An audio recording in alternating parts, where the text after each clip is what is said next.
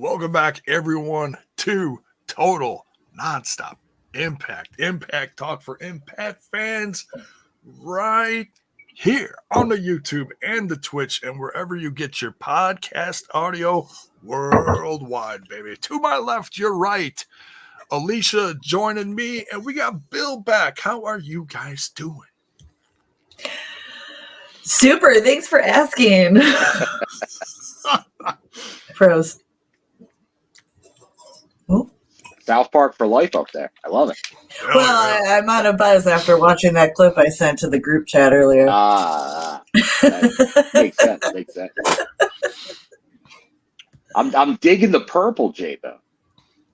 Well, it kind of matches our background. We'll just say guest of honor, Trinity. You know, she's good. It's either green or purple with her. So we changed it up this week. We got the purple. That Ace Austin. We got everybody. Oh yeah, it was a wild episode tonight. Just want to quick give a shout out. We got some super stickers, a super chat in here. Why, thank you. Thank you, Punk. Much love.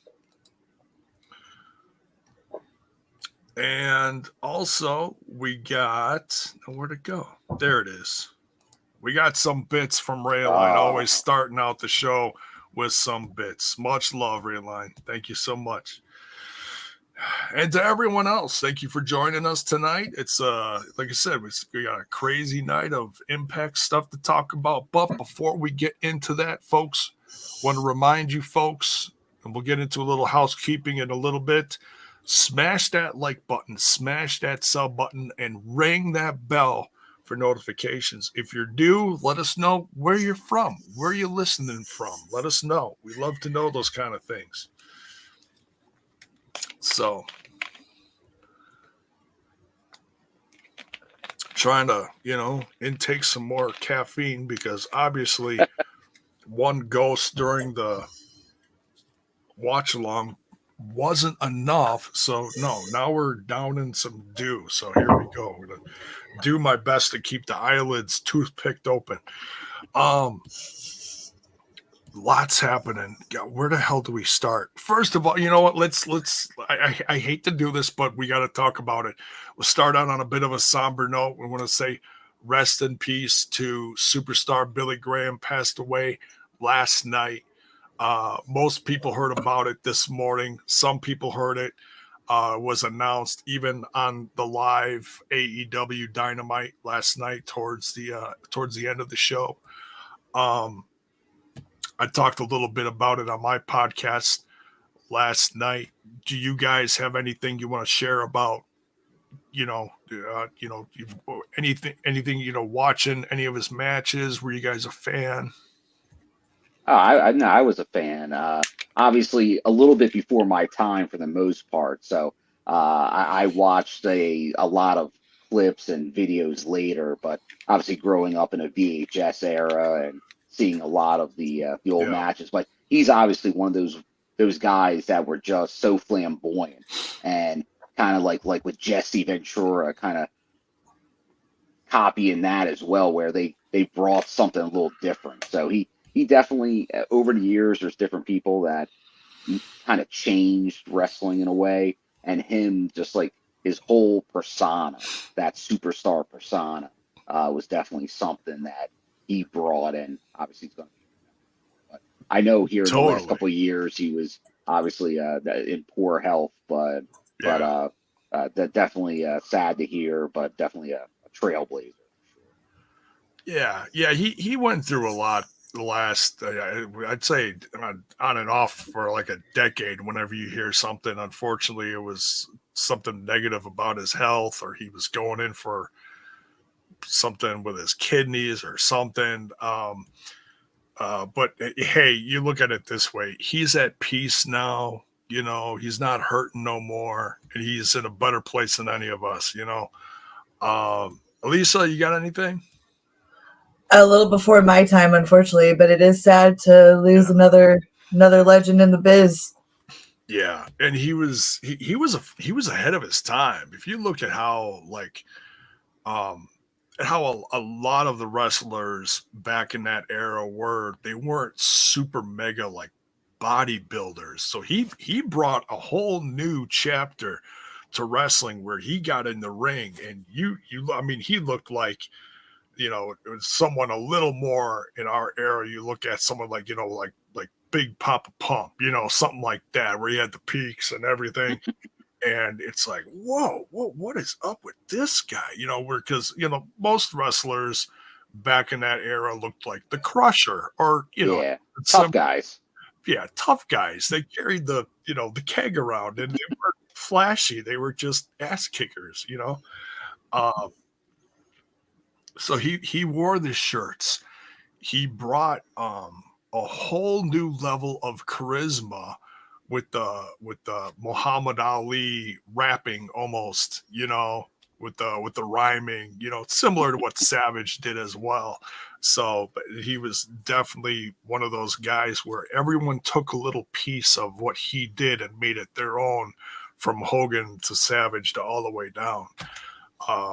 But yeah, so rest in peace, superstar Billy Graham. You will be missed. He certainly was, like you said, there certainly was a trailblazer ahead of his time. And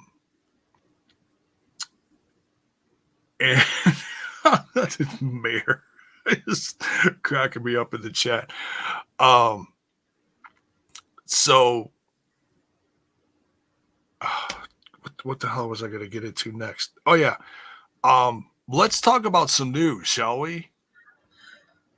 Some Impact related news. Yeah, let's do it. You did that. Are you playing the bit? Sadly, I cannot play the bit. I can't play the bit. Oh, you can't. Oh, you can't. That's right. Yes, I don't have control. So sorry, J-Bone. I can't play the bit. You can't play it. All right, give me a second here. Where the hell is it? Is it towards the... There's Smash This Podcast. No, that's not it. You play yourself in. Hopefully I can play the bit next week. Oh, wait, is this? Come on, J-Bone. Come on. That's not it. That's awkward. Kill the host. Okay, here we go. Jay, some news. Here we go. Jiminy Christmas.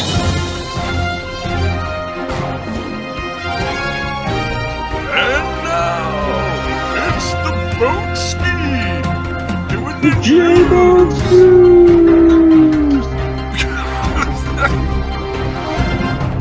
Searching for my fake wrestling news. See, I didn't know if you could unmute yourself for the thing. Who? We're just a hot mess. Is Taryn Terrell back? It's a beautiful. No, what were we saying? Oh yeah, Laurel Van Ness. Yeah, there we go.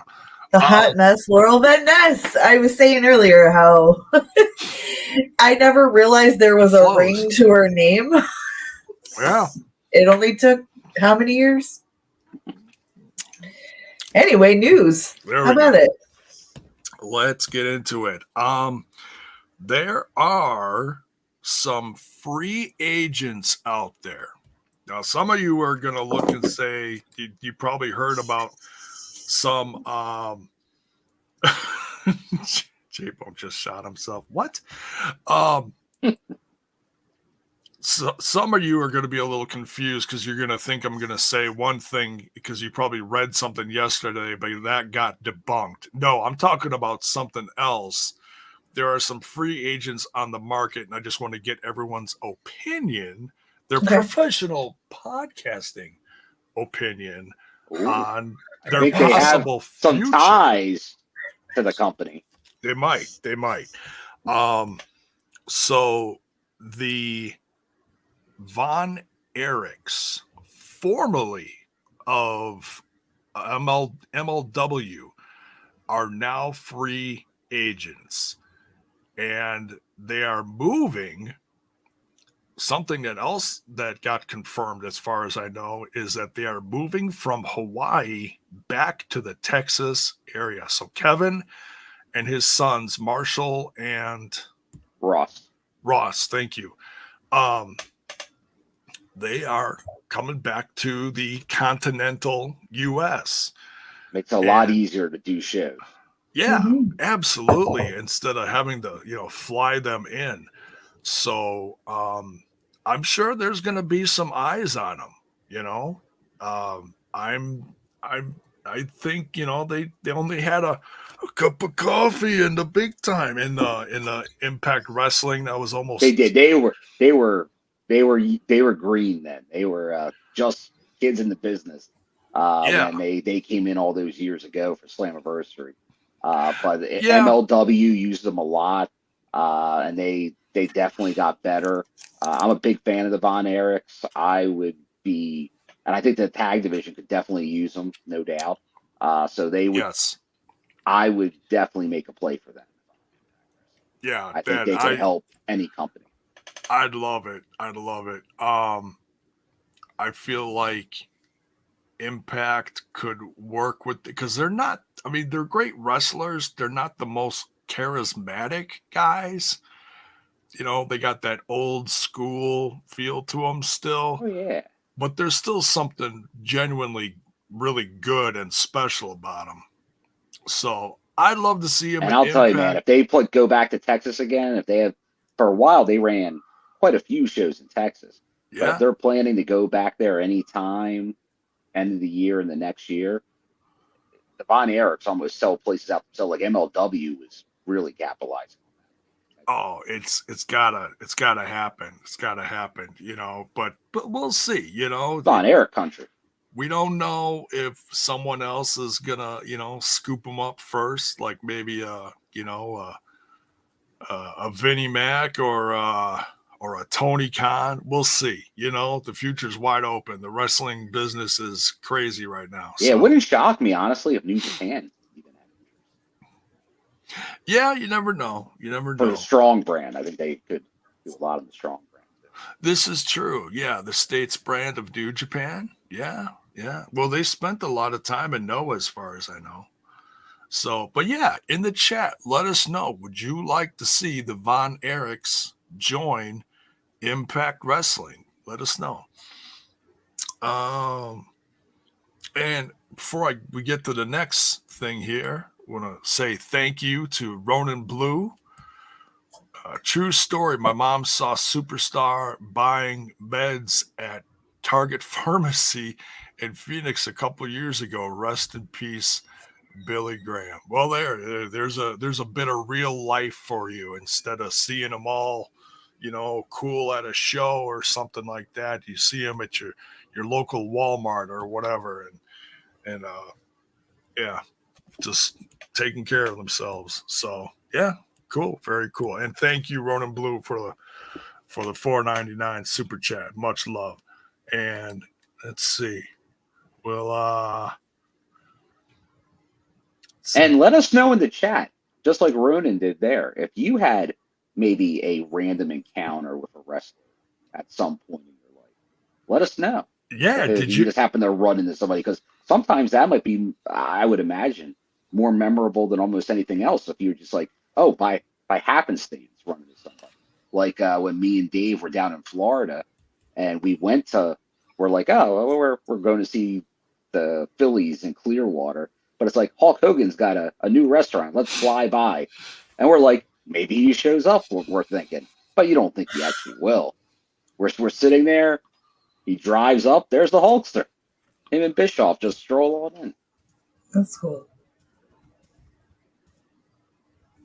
I've never had that with a wrestler, but that happened with Kim Kardashian. Whoa! So that's weird. And they were filming for the show on the shore, the Jersey Shore boardwalk, was at Seaside. Oh, that's wild. It was interesting. Yeah, like of all celebrities, like now I've met celebrities, but never in a random happenstance. But that was just random. Like, oh, it's Kim Kardashian. It's right there. Kim Kardashian. She's small in person, dude. You don't realize, but she is like tiny. Oh, she looks. Yeah, they always make her look like 5 feet or whatever. Nice. Here's Eddie in the chat. What's up, Eddie? Good to see you here. Says, me and a friend randomly met Seth Rollins and Becky Lynch walking the streets of Detroit last April for Raw 2022. Got Very a pic cool. with them. Hey, that's awesome. Yeah. That Nice. is awesome. And that's Very the thing, cool. like you'll randomly see, like obviously if you're going to shows, there's a good chance, like if you're in the area, you might actually do that. Like I've randomly seen like Scott D'Amore running around the airport, like Bailey and security. Like you randomly see people just because they're going to these same places. So definitely some fun food for thought. Yeah. I was in a cricket and I ran into the Miz, and man, all these people in line were like pissed off, like who's this guy think he is? You know, he just skips all of us and starts talking to the Miz. No, I'm kidding. I was in line. That's a BS story. I'm not that kind of guy. I thought you were tight with the Miz for a second. Yeah, well, I knew it was when you were like, I ran into the Miz in a cricket store. The cricket was the giveaway. the cricket. If it was a was the T-Mobile, giveaway. I would have believed you. Apple store for sure, but the There you cricket, go. and I knew. There you go. Yeah, because that's one of their huge sponsors right now. More like you Mike Mazzanini, Yeah. the guy who kind of looks like the Miz. I'll tell you though, the whole whopping like 10 seconds that you're hanging with him, dude, the Miz is just, dude, he's a consummate pro. He's great. He really is. He's another reason why he's one of my faves still to this day. You know, He you put love the work boo in, him, man. but He yeah. put the work in. He paid his dues, man. It's been Yeah. a long time. Yeah, he's still he may not have a championship, but he's still a top guy in the company. Love him. What else we got? Oh yeah. All right. So I want to get everyone's opinion on these guys too. I'm gonna throw a couple quick pictures in here if I got a second. See if this will let me do it.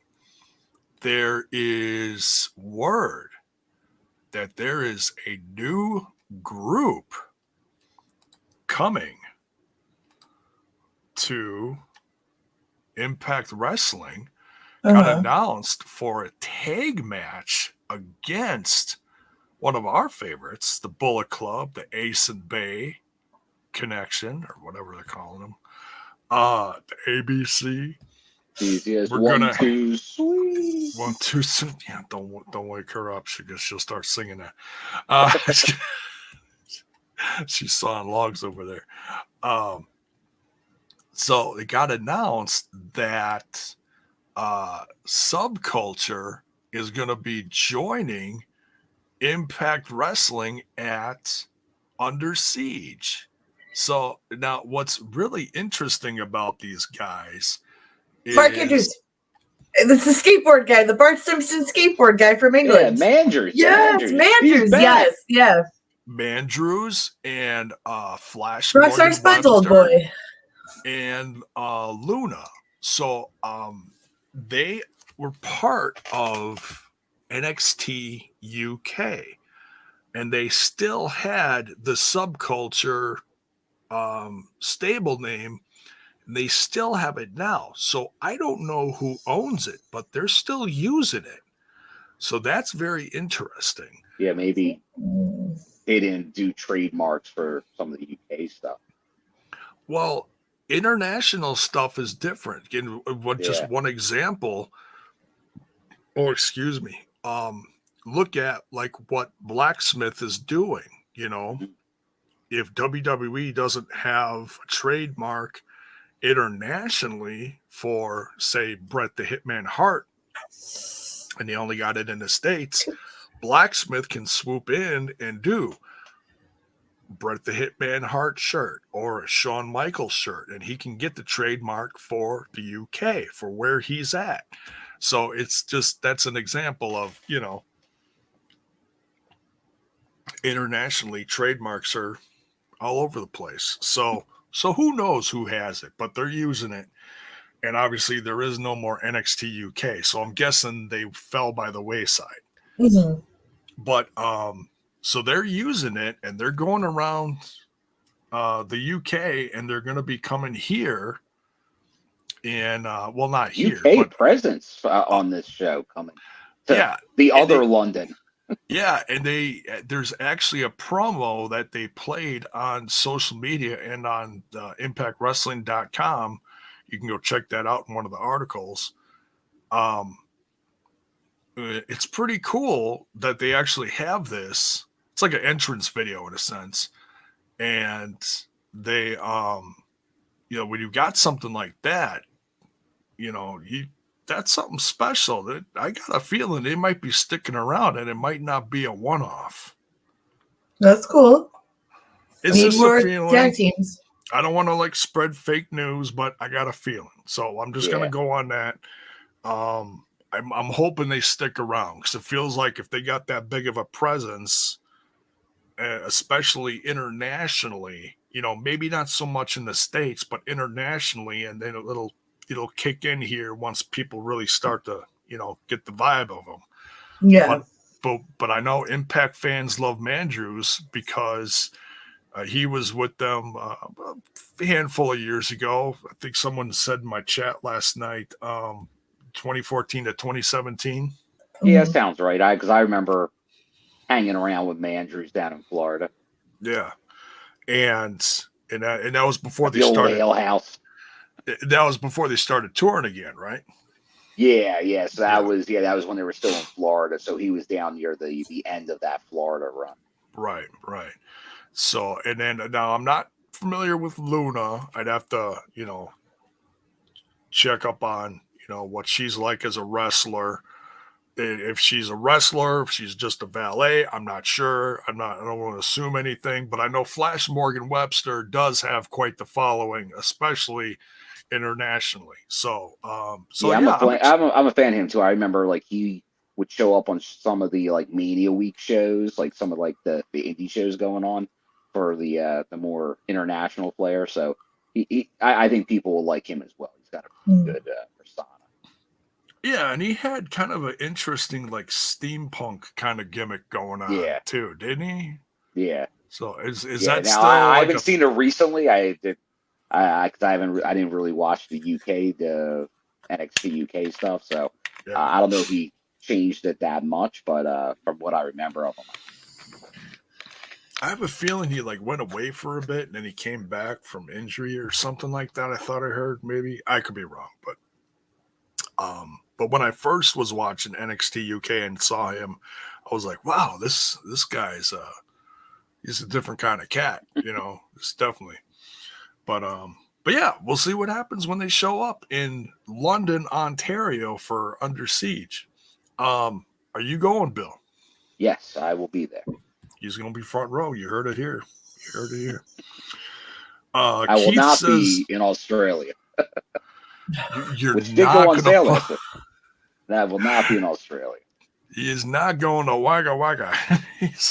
that was. I looked into it. I did look into it. I kind of knew what it would look like, and that's just maybe with longer notice and planning out. But for that short of a turnaround, and based on where you have to fly to, get a car, it'd be a lot to undertake in a short amount of time. Maybe that's something if you could plan a year ahead, maybe you could kind of pull off a trip like that. But that's nice.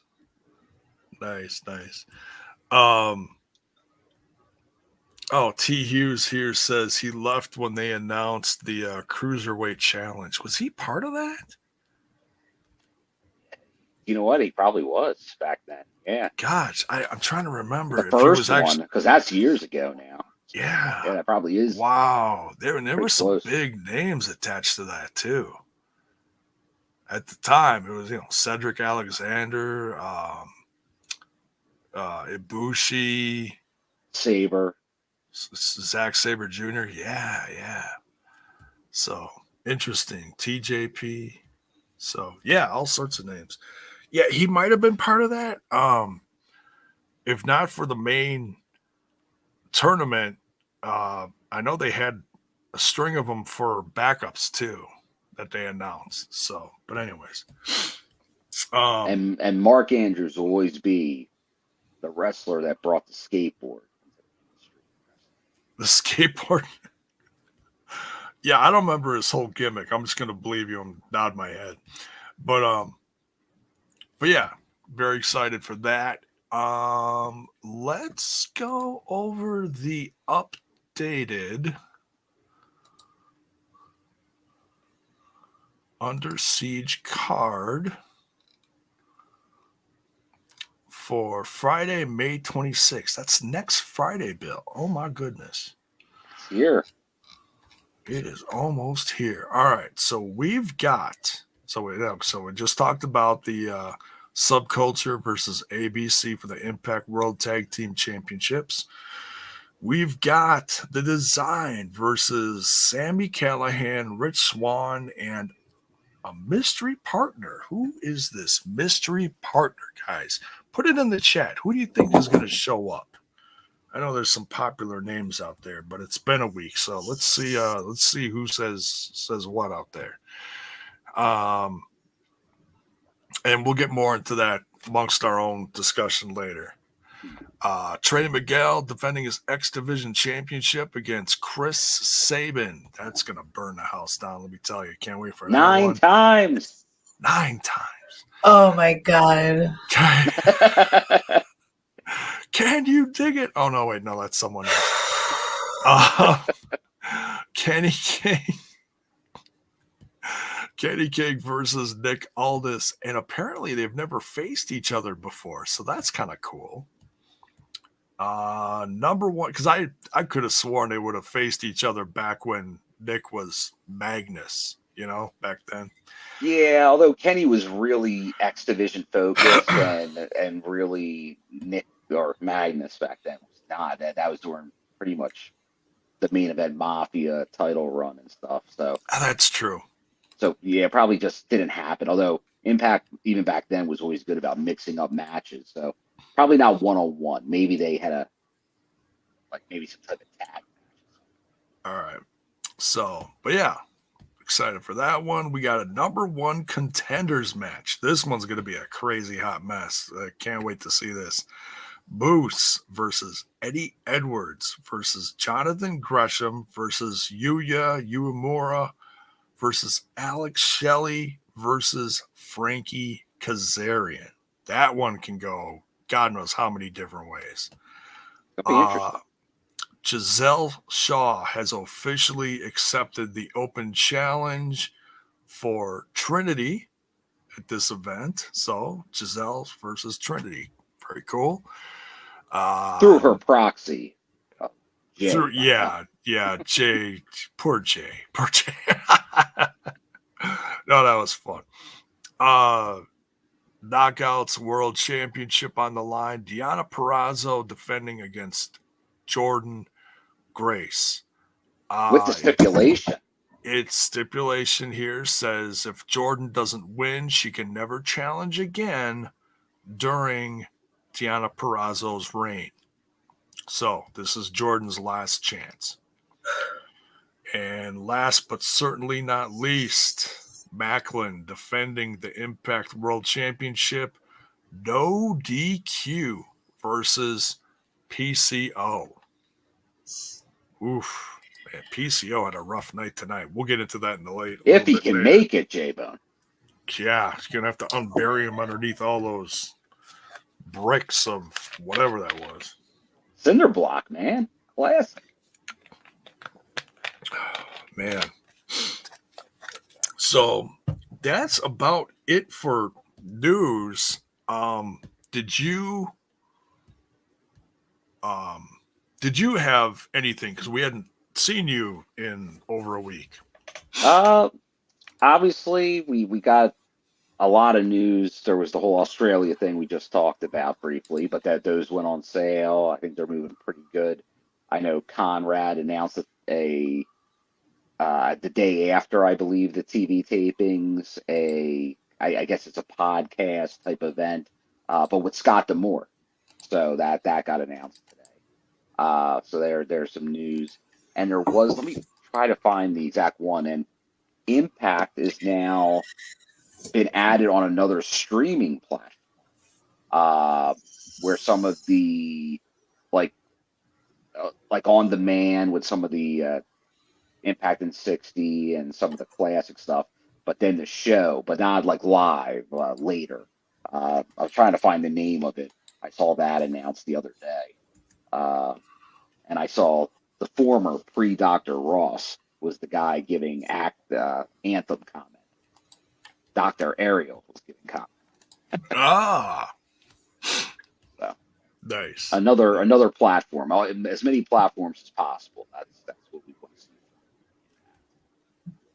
Because obviously a lot in the news lately about TV and ratings again, with a lot of upfronts at networks. And obviously the whole key is just to get Anthem in more homes. That's the key. Unless like Access with Anthem. Hey, if Anthem wants to buy another TV station as well, get a whole media empire going.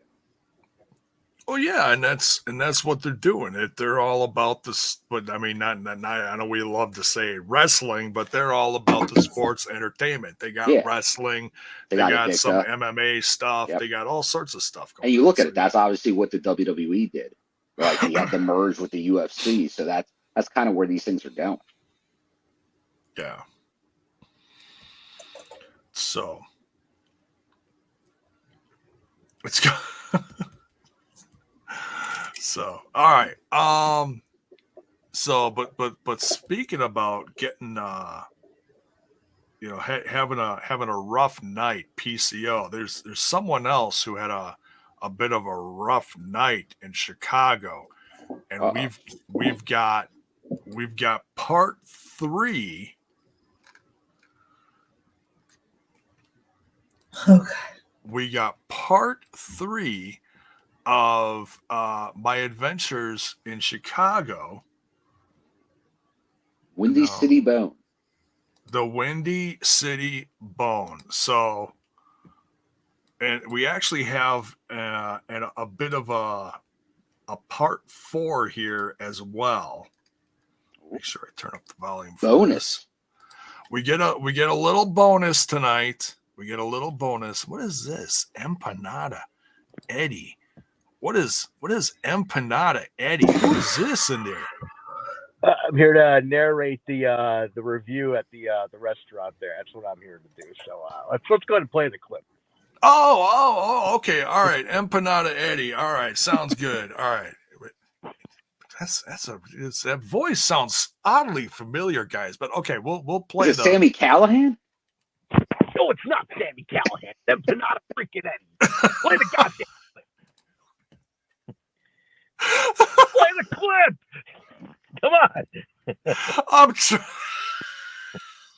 I'm playing it. All right, here we go. This is all right. So the first 2 clips, we were walking up to the restaurant, then we were in the restaurant. This is part 3. This is after dinner. All right. This is out on the streets of Chicago. Here we go. All right, J-Mo, we just ate at the Mexican restaurant. The takeaway, dude. Can you give us the name of the time? You can see it from here, actually.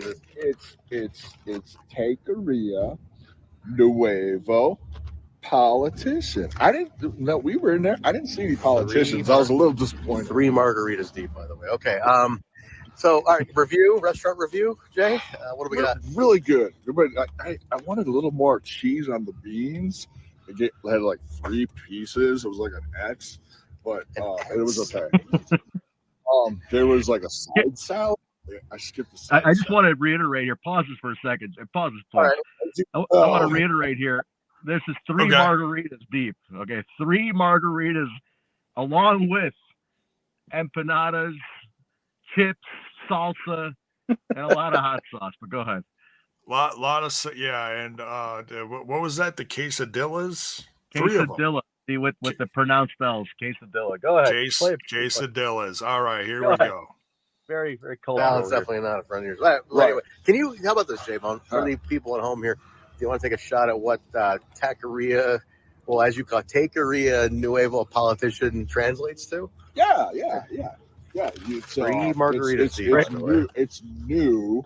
Nuevo's new. So we got the new part. All right. So Taqueria, that's got to be Mexican for take. So you take your new politician, and then it's like, oh, okay. So this is where you take your new politician.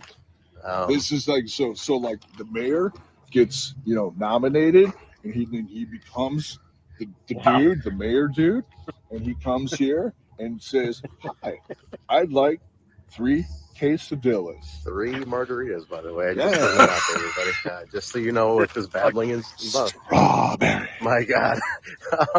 All right, Jay. Just a final word. Where would you rate the Politician restaurant? Scale of 1 to 10.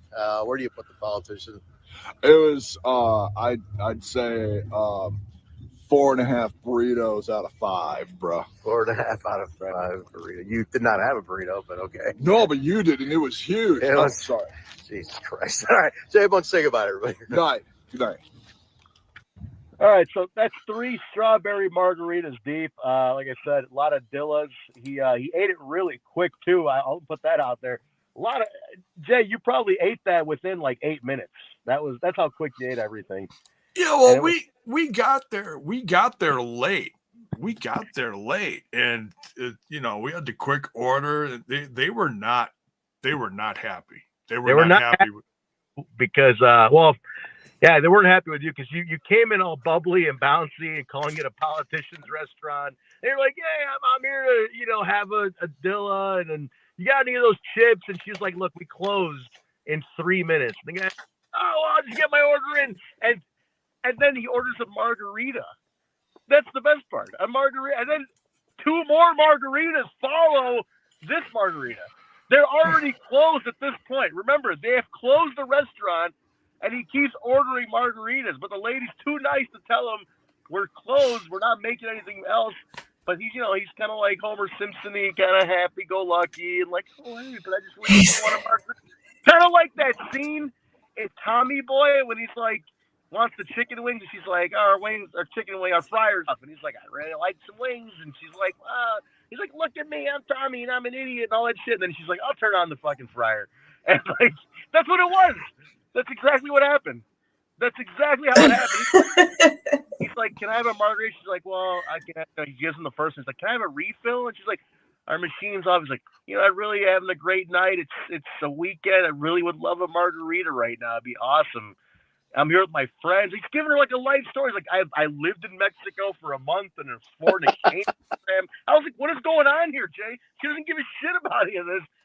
Sure enough, she goes and makes another margarita. But it didn't end there because he pulled the same story about living in Mexico for a month on a foreign exchange program where the Consuela hated him because he was a typical Midwestern American too focused on going out to eat. And she's like, "We're here to study. This is a foreign exchange program." And he's like, "But the Consuela didn't like me, but I was such a nice guy, and I always like to party. Can I have another margarita?" And somehow he talked her into another margarita. I don't know how that happened. Anyway, he's really hammered in this clip. Yeah, and it's I just I was sweet talking him. And I said, "Hey, to make it up for you, I will buy a bag of those chips." Yeah. When we're paying for the bill, and the big spender, it was they were literally $1, and I was like, "Oh, hey, thank you." They gave me a great deal because they know I'm J-Bone, so it was cool. So. Well, do we have there is a fourth clip. There's a fourth clip. Speaking of chips, the end of the night didn't end so well for the Bone Ski in Chi-Town. Well, can I also point out real quick? He's standing by the Berwyn Eagles Club, which is the famous site of a lot of pro wrestling.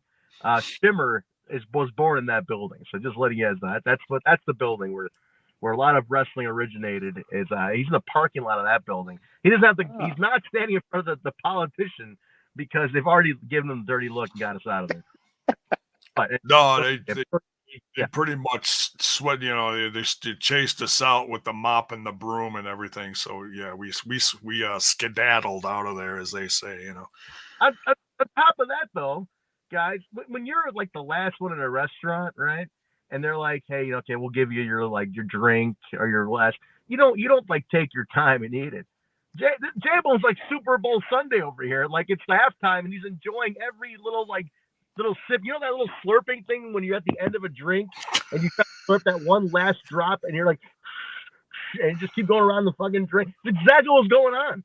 That's exactly what was happening at the end of the drink. And they're like, dude, we closed 28 minutes ago. Why are you doing this to us? And he's like, this really is pretty tasty. Is it all natural? What do you guys actually got real strawberries in there? That's really interesting. And then, anyway. Good stuff. Good stuff. So, all right. But like I said, this is part 4, and there's kind of a to be continued situation going on in Chicago here. This clip isn't very long, but this is, I was talking about how great these chips are. Well, apparently they're so good in this neighborhood. Well, just watch. Need the volume here. Margaritas deep. Hang on. All right, here we go. Jay, all right, so the last video we just saw you, you were 3 margaritas deep. You're chomping on chips out here. You're 3 margaritas deep. You're so good, bro. I know, you bought them last time. Oh shit. What the? Hey! You got mugged. Jay, all right, so the last video we just saw you, you were... I got mugged. I said, fuck you on the way out. Yeah, it seems so rude, The Chicago experience is complete. I mean, I'm out of shape. I can't chase this guy. You tried, you're like running with the camera, but it's...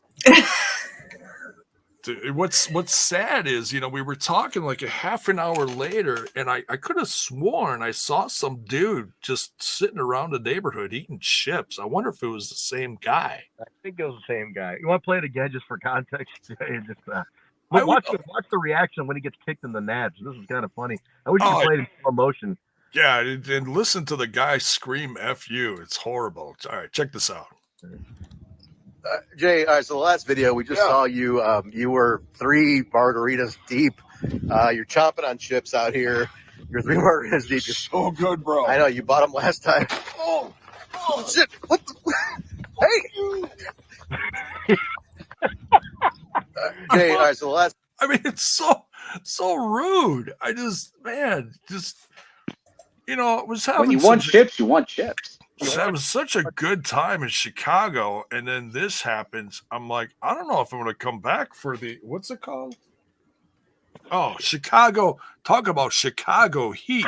Man, let me tell you, wait till I come back to Chicago. I am coming for those chips, bro. Got it, brother. Anyway. I was going to say, I want a future clip of J-Bone kicking the mugger in the nads and getting his chips back. That's what you get, dude. You're going to find him on some random street corner. I'm going to wait outside the restaurant and jump him. Bill has to be there to help. Yeah, we definitely got to get Bill there next time. I don't know. Bill was on the road by the time all this happened. I know he left immediately after the show and drove all the way back. You had a show to catch the next day. I did. I had to go see our good friend Matt Cardona and company at a show not too far, within like 40 minutes of me. So now, did you actually make it to the show? Oh yeah. Oh, I was ready to go. I was ready and raring. Question is that he probably made the show and then bet at the end. Bill missed the show. I'm sure. Empanada Eddie, you're starting to cut out a little bit, bro. All right, well, that's my cue to leave, guys. Enjoy the politician review. That's the videos. J-Bone getting mugged on camera was documented. I'll see you guys later. I'll see you at Chi-Town Heat in July. See you, folks. See ya, Empanada Eddie. Later, Empanada Eddie. E-double. Empanada Eddie. And okay, now I just noticed here we got Daniel Spencer in the chat. Who's taking me out for Mexican and margaritas? Ooh. Daniel Spencer, it's on us, bro. You come out with us after the show if you're available. I won't ask you like before the show because I know you guys like pulling all day or getting ready for the show and everything. But yeah, you come out with us afterwards if you're available. Are we going to have a Mexican themed celebration after that first night, J-Bone? Because that is my birthday, so I got to do something. Oh, that's right. Yes, it could be a birthday themed celebration, dude. Chimichang is for everyone, bro. J-Bone will go after everything. Quesadillas, chips, margaritas. Yeah. No, to be honest, though, I didn't have 3 margaritas. I just love acting stupid on camera. So, give it you guys. Old me, J-Bone. Fair enough. Old me. I thought you had a couple more of those Baja Blast. Hard Baja Blast. No, I had one of those the night before. I didn't even finish it, but it was good. It was Baja good. Blast is gross. Yeah, but did you ever have a hard Baja Blast? 0. No, first of all, get out of here with that zero shit. Chemical City. Like, I'm a real man. I drink my sugar like a normal human being, all right? Well, anyway, original Mountain Dew or no Mountain Dew at all. And that's the law. Although the red is a slight acceptance, but it's got to be in a glass with ice cold. Otherwise, it's garbage. Code red. That's pretty good. Code red, yeah. It's maraschino cherry flavored. Come on. Oh, is that what it is? It's the Shirley. It's like a Shirley Temple in a Mountain Dew cup. But there's so many like that are like that. There's Live Wire. Now they got all of them are gross except original and Code Red. There's no exceptions. There's a brand new one they just came out with too. I forget what the hell it is, but it's got to be like a seasonal, getting into summer thing. Whatever. I don't know. What, are they going to put mango in it? Mango. I don't summer in a bottle. I saw all the colors and I was like, "Oh, what's this?" I forget what it's called though. I'll wait for pumpkin dew at Halloween. All right, so Daniel Spencer says Friday night would be the best night, so I'm down. You bet, man. Post Friday night between the two. Hell yeah, let's do it. Yeah, quesadilla's on us. So. Oh, now I want Mexican. He also says those Mountain Dew seltzers are fire. Yeah, seltzer. You mean bubbles? I didn't have the seltzers, but we had it was just random walking through a Walmart, and they had the Live Wire and they had the Baja Blast 0. They were called Hard Mountain Dew Baja Blast code, whatever 0. Yuck. So yeah, it was good. No, it wasn't. Maybe I'll crack one open on next week's episode. Oh, there you go. So cool. Okay, so there you go. So all right, are we still? We're almost an hour in. Are we still doing a review or? Review? We could, I guess. Come on, we got to work our way out the under seats. Let's go. I don't know. I want to see myself get mugged again. I'm kidding. That's what the people want, J-Bone. Yeah, that's right. I was numb. I didn't feel a thing. So 3 margaritas deep. Bombastic side eye. I think that Empanada Eddie, man, he still sounded really familiar. It wasn't Sammy Callahan. Was not Sammy. It was not Sammy Callahan. Yeah. I love how you guys hear his name and immediately it's like gut instinct to do an impression of Sammy, and he probably hates us. I'm kidding, but still, it's really funny.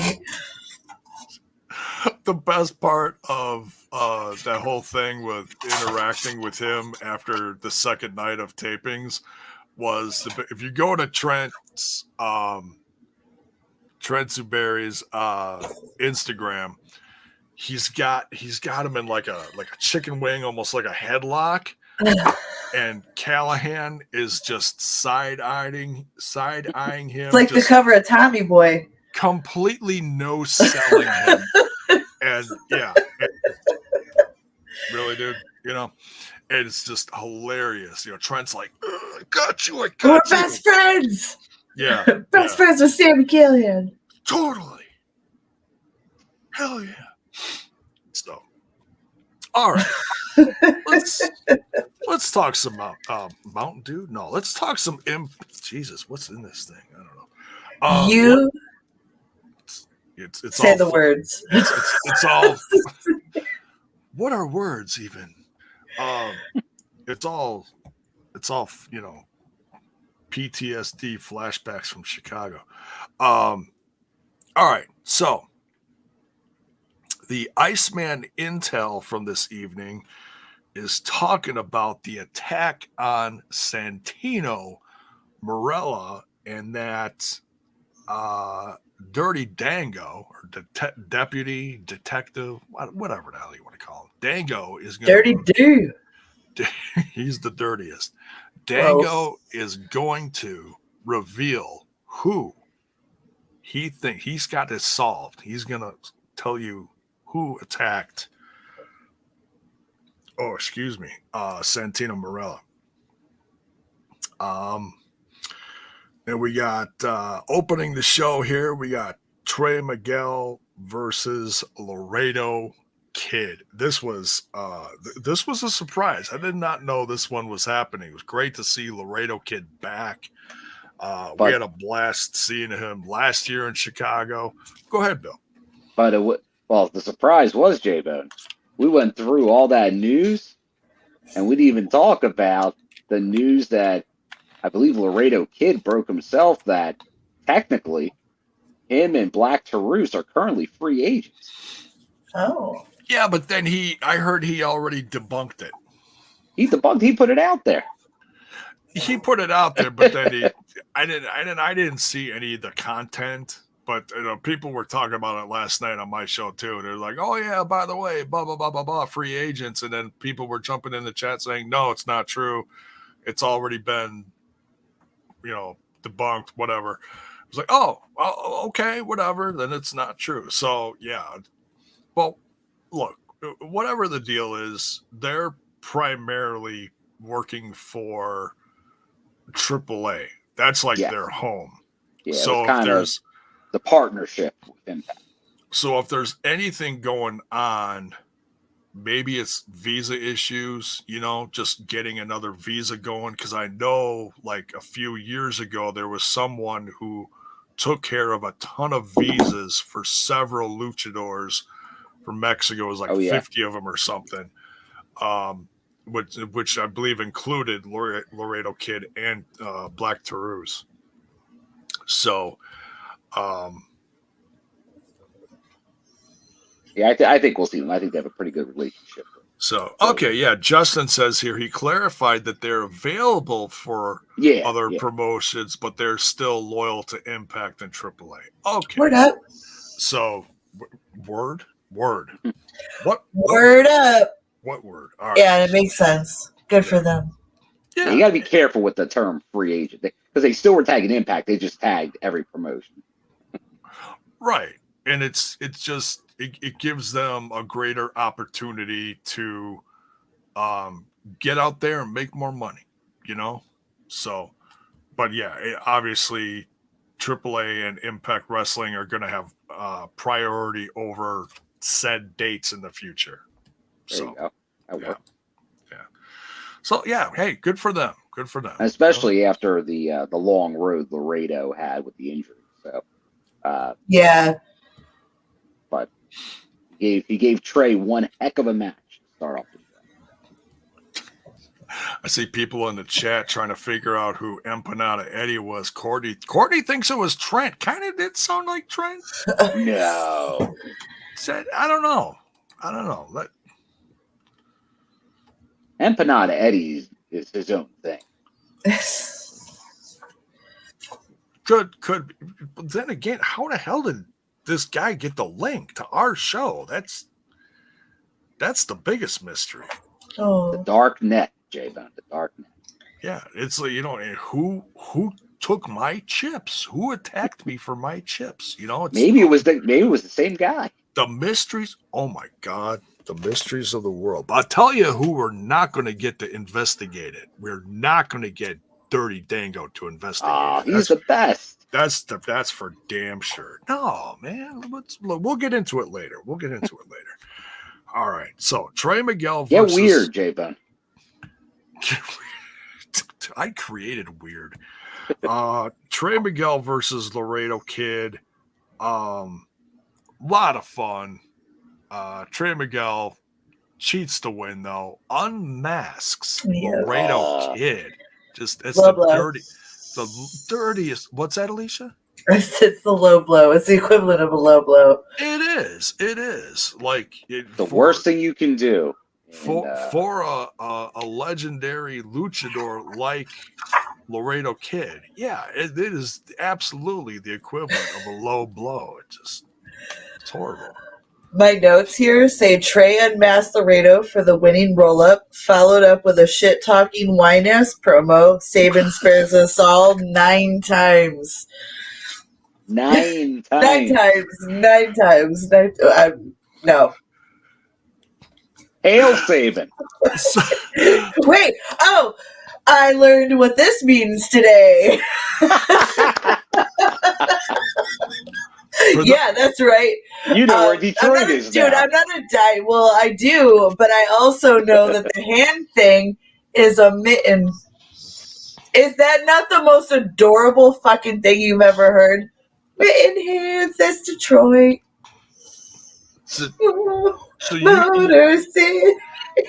You never knew that the Motor City that they were singing. No, I didn't. I'm not a diehard, dude. Like, and I'm not from Detroit. That's not something I was ever gonna. It's just something I always thought it was him. Like, oh, that's his hand thing because wrestlers do hand things. They create their own. It's like Diamond down stage. Diamond upside down is a pussy. And you know what I mean? Everybody's got their little thing, so I just thought it was Saban's. Like, like now I know that it's a thing. It's a mitten hand. It's a and symbol. He knows where his home is. It's a symbol. If I ever get lost, I go right here. It's my house. My house right here. Right. It's where I live. It's adorable. Oh, my heart is warmed. Oh, we love you. We love you. That's it for notes. Great match, though. It was good start of the show. Good energy. Really set the motion for how wonky everything was going to get. Wonky in a good way, though. Not that made it sounded negative. I know I'm a negative Nancy, but I meant it in a good way this time. Good wonky. Cue the wonky. So, yeah, Mayor. Yeah, we got a Saban screaming, "I'm Chris Saban, bitch!" That was great. That was great. Well, I'm probably not even pointing to the right part of the hand either. It's like, he's here, I'm over here. Like, yeah, it's Detroit. Yeah, and if you go over here, or is it over here? Then there's like a lake thing here, and then there's a whole lot of water up north. And then there's another big fat mitten called Wisconsin over here. Well, Kushida did the he's in Windsor. He changed the hand signal slightly to be just over. Oh, nice. Wingspan. Just off here. Okay. Great. Well, joke's over. So you killed it. Trey cuts a promo. 9 times. Gonna make it 9 times. Hi.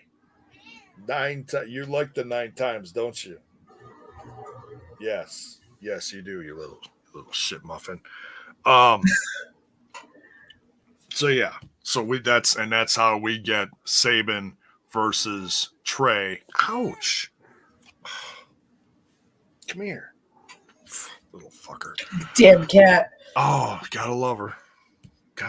Are you coming up here or what? Are we doing this review or what? I know, I'm trying. I saw the East Coaster over here I'm turning into a pumpkin. The poor cat. Yeah, I know. Cat wants to be the star. It's good. Cat's it's always, where's Jimmy Jacobs when you need him? It's always about her. That's right. All right, next we got Trinity in the back with Jay Vidal cutting a promo. I don't remember the content of it, but I know it all leads up to Jay meeting her in the ring later. The context of it is that Jay yelled at Trinity for him taking a picture with it and posting it on social media, and he got in trouble with Giselle, but for some reason it's Trinity's fault. And I don't know, I full on expected Trinity to beat the shit out of Jay right then and there. So let's go. See, who is this guy anyways? You know, isn't he? I forgot what his old job was. At one time, he was a photographer. That's what it was. He was the personal selfie taker. Yeah. And now he's more just like the personal stylist / assistant of Giselle, I guess. Yes. Okay. The official hair flipper of Impact Wrestling. Oh. You go ahead. You can do it. You got the hair. There you go.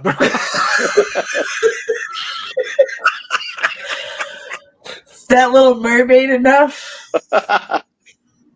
The fact that half of it landed on your shades was priceless. That's I give myself the old George Washington. Dear God,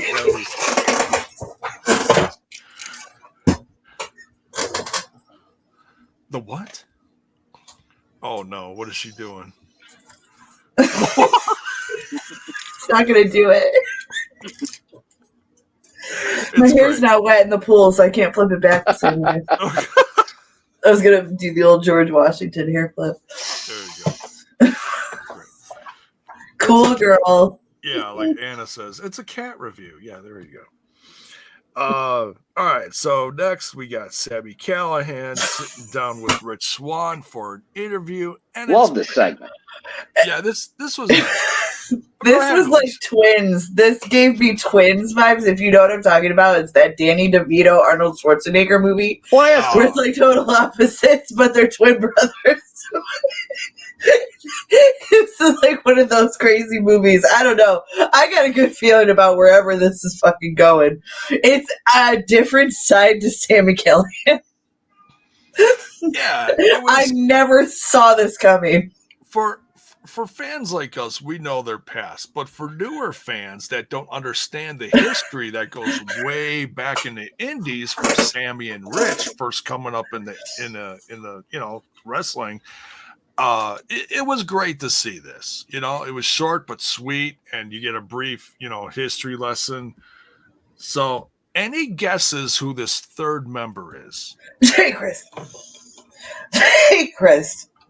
Well, we're hitting at OVE. They talked about OVE, obviously. And they showed him in the video, too. They did. Also, Sami made the call out about, it's Tim on Twitter, I think it was, is like, it's Jake Chris' time to shine or something like that. And I know it was like for Pro Wrestling Revolver, but maybe just on a whim, they're like, hey, come to Impact. Well, there's a certain guy in Team TNI UK that has been absolutely preaching this for well over a year now. Right? He says it at least once a week, and he has Jake Christ on for an interview. It's about every other month now. Bison, absolutely, and I'm not knocking Bison. I love him. Yeah, of course not. The fact that he brought back Jake Christ for an interview, I love it. It was great catching up with him. And it's all love. It's all love. I know there's a lot of people that would love to see Jake back. He's in incredible shape. He's been tearing it up in the indies again. He just had an absolute slobber knocker with Mox.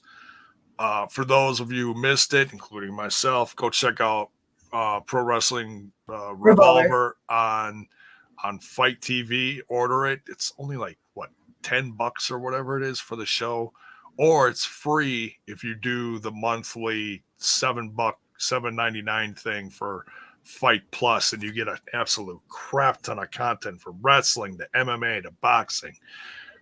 You get like 100 shows a month for $7. It's one of the best deals out there. No, you can't beat that at all. So, yeah. So we got some comments in here. T. Hugh says Dreamer. Ronan says Madman Fulton or Jake something. Okay, so yeah. How about one of his other biggest rivals? Who he lost the world title to. Whoa. Are you saying Tessa? Why not? Hey, listen, she's making the rounds, whether you like it or not. She's making the rounds again. I saw something earlier. She was up in Canada because she's doing that, like those Canadian dates, and she was at a school with Jimmy Jacobs. Yeah. So she'll also be at XPW next weekend. Yeah, she'll be there, and that's Saturday. So she might be free on Friday. Are you both going to the XPW show? Well, I'll be at Impact. The TV stations are Saturday. Yeah, I'll be at XPW. But Alicia, okay, so we need a report from you on the XPW show. Okay. Yeah, depending on what she does, maybe I'll do a Insta Live or something. Yeah. Just let us know how it was. Let us know who she's facing and how. Let us trust me, I'll take all the photos. Well, just in general, how's the atmosphere with her? Hitting certain areas. I got a feeling that she's on an uprise, so I'm sure she'll get a positive response. And from what you said, you were telling us we got our own Facebook, TNI chat that we catch up. You were telling us, I'll let you tell it. You were telling us about a podcast, and I'll let you fill in the rest. Because again, per usual, being in the wrestling community, you got to have your ears in all directions. And so I was listening to the Rob Black podcast. That is the owner of XPW, Robert Noir. And he talks and he says things, and it's not 100% confirmed, but don't be surprised if you see her pop up in a bigger place along the road, maybe sooner, maybe later, but you guys will definitely be curious to see that there are big names that are interested in Tessa Blanchard right now. All right. I believe her nuclear heat has simmered down to a soft boil. So you think she's on I know it's been used in other terms, but you think she's on a road to redemption in a sense here? Yeah. I wouldn't see, because I don't know if it's a road to redemption, you know what I mean? But at the same time, it's a road to someone who is probably one of the best workers in the business, whether you like her or not. And Truth. She's just demanding her way back in. It just is what it is. You're going to start seeing a trend of people who might have been canceled or whatever we're calling it these days. Depending on what they did, if it's not a criminal thing, you're probably going to see them, you know what I mean? Like making their way back into wrestling because, that's just the way of the beast, unfortunately. I mean, not unfortunately, because it is what it is. Like, as long as people aren't hurting themselves or other people, like, seriously hurting, like, where it's, like, charges, pressed, shit, like, it just is what it is. Like, I always want to remind people that wrestling is carny business, no matter which way you want to crack it, and you could throw a rock in any direction, whether it be at the companies, the wrestlers, the fans, you're going to hit someone who's a piece of shit. Regardless, and you're an asshole in everybody's story. There's someone's story, so just feel how you feel, but like try not to let your rage destroy someone's life that maybe it's not warranted. You know what I mean? Don't call in promotions and have them shut down where full teams of people aren't getting paid and shit. Like, sorry, I'm going on a rant, but just over the current climate of wrestling. In the politics.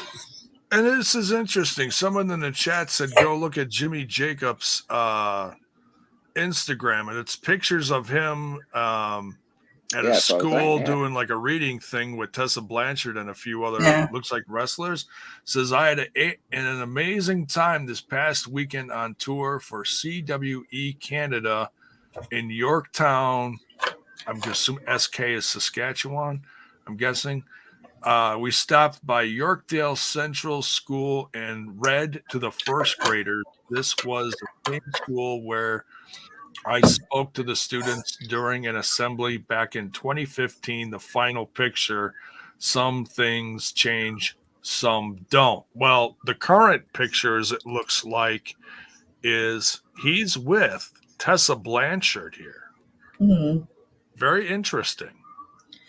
It's like we all busted her balls, but come on, like.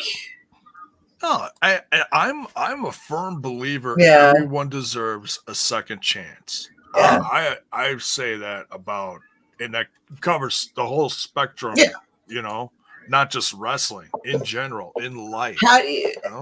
How do people learn lessons if they're never given room to grow? And again, it's not like she committed a crime, and to full acknowledge the people she had issues with have forgiven her, and it's water under the bridge. So why are we holding hostilities for something we're not even personally involved with? Yeah. Like, again, like I said, in the beginning, we all had fun. We busted her balls, got her chops in. But how many years has it been now? Like, let's, just move on with our lives. Exactly. Let her work. Like, yeah. We'll see what happens. What happens. But there's definitely some interesting names out there floating around as far as possibilities. But yeah, put it in the chat. Let us know who you think it's going to be. Nonetheless, I'm sure it's going to be entertaining. All right, so next we got Ace Austin with Chris Bay at ringside versus Jason Hotch with Skyler and Myers at ringside. I love this match. I've been really, number one, I'm digging the whole combo, of Skyler and Hotch. I think it's great. You got a veteran and an up-and-comer together. They're bouncing off of each other. Hotch is learning. Now you got Brian Myers, and he's kind of like taking them under his wing. A learning tree, if you will. A learning tree, yes. Maybe, 2.0. But he's the future of the industry, and I love what I'm seeing in Jason Hotch. Very talented. I look at him, and I almost see like a younger Ace Austin in a sense.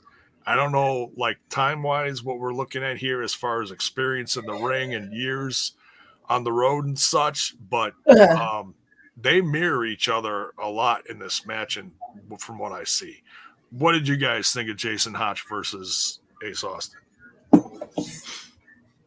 Oh, big fan. Obviously, we all like everything we see out of Ace for years now.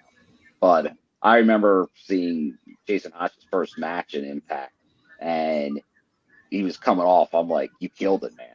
Like he's been excellent ever since he got here. Like in ring, he's got all the tools, no doubt. But now obviously getting a lot of TV time now in these last couple angles, which is great. A lot of exposure. John Skyler, I go back and forth on the Sky Man. I know he has a lot of fans in our TNI fam, but then a lot of people, I like to boo John Skyler. I enjoy that. So it's always tough. It's just like Raj and Shira. I want to cheer Shira and boo Raj. It's the same thing. I want to cheer Hotch and boo the Sky Man. But you mean champagne? Yeah, yeah, champagne and caviar. And caviar, yes. Big fan of caviar. Champagne, cheap champagne. But so for this one, obviously now you got the Myers angle in this, where I think it's Myers. Good. Yeah, that added a new dynamic. Obviously, Bully Ray, status unknown, seems gone. So now with Brian Myers kind of taking over that role with the Good Hands, That seems like a good natural progression for Myers to kind of like a learning tree 2.0, and then him obviously getting involved here to cause this. You just wonder, like, obviously the good hands are going to get that shot at a title, but you feel like Brian Myers, and it's at the return of Cardona with him, and the major player is going to come back at some point, or is there something else? Because you feel like Myers is going to play a bigger part in this going forward. Yeah. Yeah, it's hard to say. It's hard to say, but yeah, I love seeing it. This might be Jason Hotch's first victory in Impact Wrestling, if I'm not mistaken. I don't want to overthink this, but that's a pretty look. Whether he cheated to win with Brian Myers' help or not, that's a big win. Oh, it is big win. Half the tag title holders. So I'm guessing this is going to lead to a tag team championship match at Under Siege. So I'm absolutely looking forward to it. The question is, are we going to keep seeing this, the whole them being outnumbered? Are we going to see some backup? Are we going to see someone else in the corner of the Bullet Club, the ABC, the Ace and Bay connection? Might be seeing someone come in. Not even the odds. Yeah, I think we need some. It's not uncommon. We need some extra Bullet Club help there. There's plenty of people around too. Hey, maybe someone even from the Gold connection down the block. What do you guys think? The Gold. I'll take El Phantasmo again. Oh, okay. But no, Dude, I'll take NWO member number 5,368. Yes. That's Bullet Club to me. Like, I like Ace and Bay, but that's the only thing that makes Bullet Club relevant to me. No offense to the other members, but Yeah, Critical Sting here. Good, by the way, good evening, Critical Sting. He says Phantasmo got kicked out.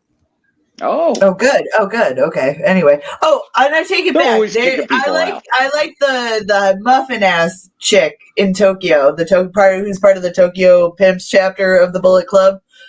Oh, the muffin ass. The bunny ear wearing Pietre or Peter. Yeah, she wears the bunny ears and she's got the butt. I always feel guilty when I see her Instagram. Third most relevant member of the Bullet Club, muffin ass. The Tokyo Pimps right hand right there. All the hands. Handfuls. Amen. See, I can say those things. I'm a lady. Yeah, I'll just not weird. I will just respectfully agree from over here. Respectfully, yes, with the utmost respect. In fact, Oreo is respectfully agreeing with me from the other room here. Jesus. Gonna get that cat fixed, man. I feel like I tell you every show. I know you could respond. You gotta go Bob Barker on that cat. Yes, What do you win? Surgery next week. Surgery next week. Anyway, moving on with the review. The cat's done. All right. So, Macklin decks Ace Austin. Jason Hotch rolls him up for the win. Myers. What did I say? Macklin. Macklin. Oh, see, I was reading Macklin on the brain. A whole lot of beatdowns tonight, though. I was reading the next thing on my notes. My apologies. Myers. You're forgiven. Yeah. Okay. You know what I meant. All right. Now, next segment. Macklin is talking to Champagne and Caviar, saying, "Look, I know I told you guys that this whole thing was done ski, over ski. But I'm going to give you guys another chance. You guys really tried to, earn your way back into my good graces. So going to give you another chance here. Let you back into the, the Macklin school of ass kicking. So then we find out later what that all entails. Then we get the in-ring debut. This was a lot of fun. Trinity's first Impact Wrestling match versus KiLynn King, one half of the Knockouts Tag Team Champions. Alicia, take it away. Well, I was going to correct you really quick and just say how you completely ignored the fact that Lish confronted Jordan Grace.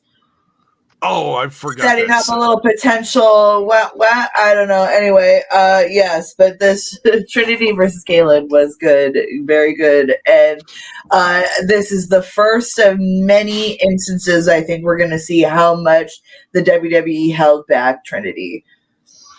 As far as her move, since she pulled out this one move during this match that I was like, wow, you've never seen her do that in WWE before, have you? Sure haven't. So it's, I see her in the levels of like Giselle of being able just to pull out mind-boggling shit.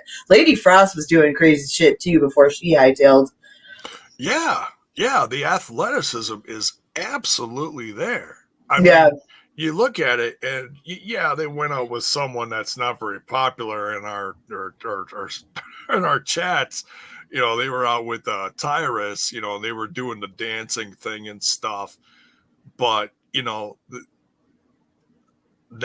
former Naomi, I kept calling her Naomi during the some things just stick. Trinity put in the work, and she really became a good wrestler. Natural talent with that one. Yeah. You can tell she's got a dance background and is able to incorporate that shit right into her moveset.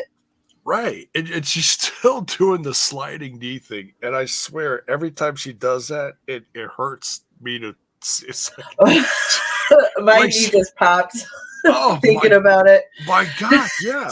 Mine did too, like watching her do that. I was like, ow. It's like, yeah. But when she did it in the WWE, she would slide like halfway down the entrance ramp. And it was like, because the thing's a mile long. It's probably it's like smooth too. So she's wild. Yeah. I don't know. I just think, I was saying to Stefan while we were watching the match is that we're going to get to see Trinity up against people we've never seen her against before. And I think we're in for some banger matches with her. Absolutely. And, not even forgetting KiLynn, that I think she's also a promising catch that we got. Like, I feel like every time I see her, now that she's in this Coven thing with Taylor, I'm getting to know more about her as an overall athlete, and I think she's an awesome addition as well. We're getting all these new cats, and it's fucking stupendous. Yeah, it's great to see fresh faces show up in Impact Wrestling. It just shows, once again that Impact Wrestling is a legit option in your wrestling career. Daniel Spencer still in the chat here. Great to see you, bro. I forgot Sasha was there. Fun fact: Mercedes Moné brought all those glow sticks for the fans. That is amazing. Talk about supporting your friends. That is incredible. She was there. CM Punk showed up there. Certainly created some hype. I'm sure. God. That was, when he walked in right in front of us, Bill, and we were just like, what? That was so crazy. Yeah. Now, we even saw Mercedes and a few other people, poking their heads out from behind the curtains. But when they started handing out the glow sticks, we heard Penzer announce, we're going to have, how did he say it? We're going to have an interactive fan entrance or whatever, however he said it. I forget how he said it. But there were people handing out all the glow sticks, and I wanted two, of course, so I got two hands. I want two glow sticks. The guy was like, you already have one. So I had one. I still have it around here somewhere. In fact, it's right here. Hey, he's going to feel the glow again. Got the glow stick, yeah. So, yeah, cracked it. I don't think it's glowing anymore. No. No, it's not glowing anymore, but I saved the stick, so I got a little piece of that. And I got the footage. I'll show it sometime. I'll put it on here as a little video or something maybe. But when you saw everyone in Cicero Stadium, it didn't. What you saw on TV didn't give it credit. When you looked around and everybody's swinging, swirling the glow sticks, visually it was amazing. And then you got the glow of Trinity coming down. She's got the neon, the black light. Yeah, the black light. She's got the green on, and everything's happening, and it just looked so cool. It was really something special to witness. One of the better entrances out there, just with the aesthetic alone. I love blacklight, have ever since I was a teenager, so I'm all for it. Right, reminds me of my raver days. Of your what? I'm sorry? My raver days. I was a raver when I was a young teenager, 13 years old, going to all-night raves. I was trouble. I thought you were a good girl. When I left my teens, I was.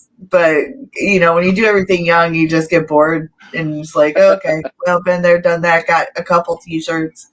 Right. Once you hit 21, then it's okay. It's like you can go to the bar, and even then, I think I only did the bar scene for maybe 4 years, and then I was like, I could just get drunk at home, and I could smoke weed there too, and listen to what I want, eat when I want, and have fun. Right. And a bonfire. And a bonfire. And a bonfire. That's the best part. But Bill, what'd you think of Trinity versus KiLynn King? Yeah, good, very great debut for Trinity. KiLynn was a good opponent because when we first heard the match, it's like, oh, I'll be interested in see how that goes. Yeah.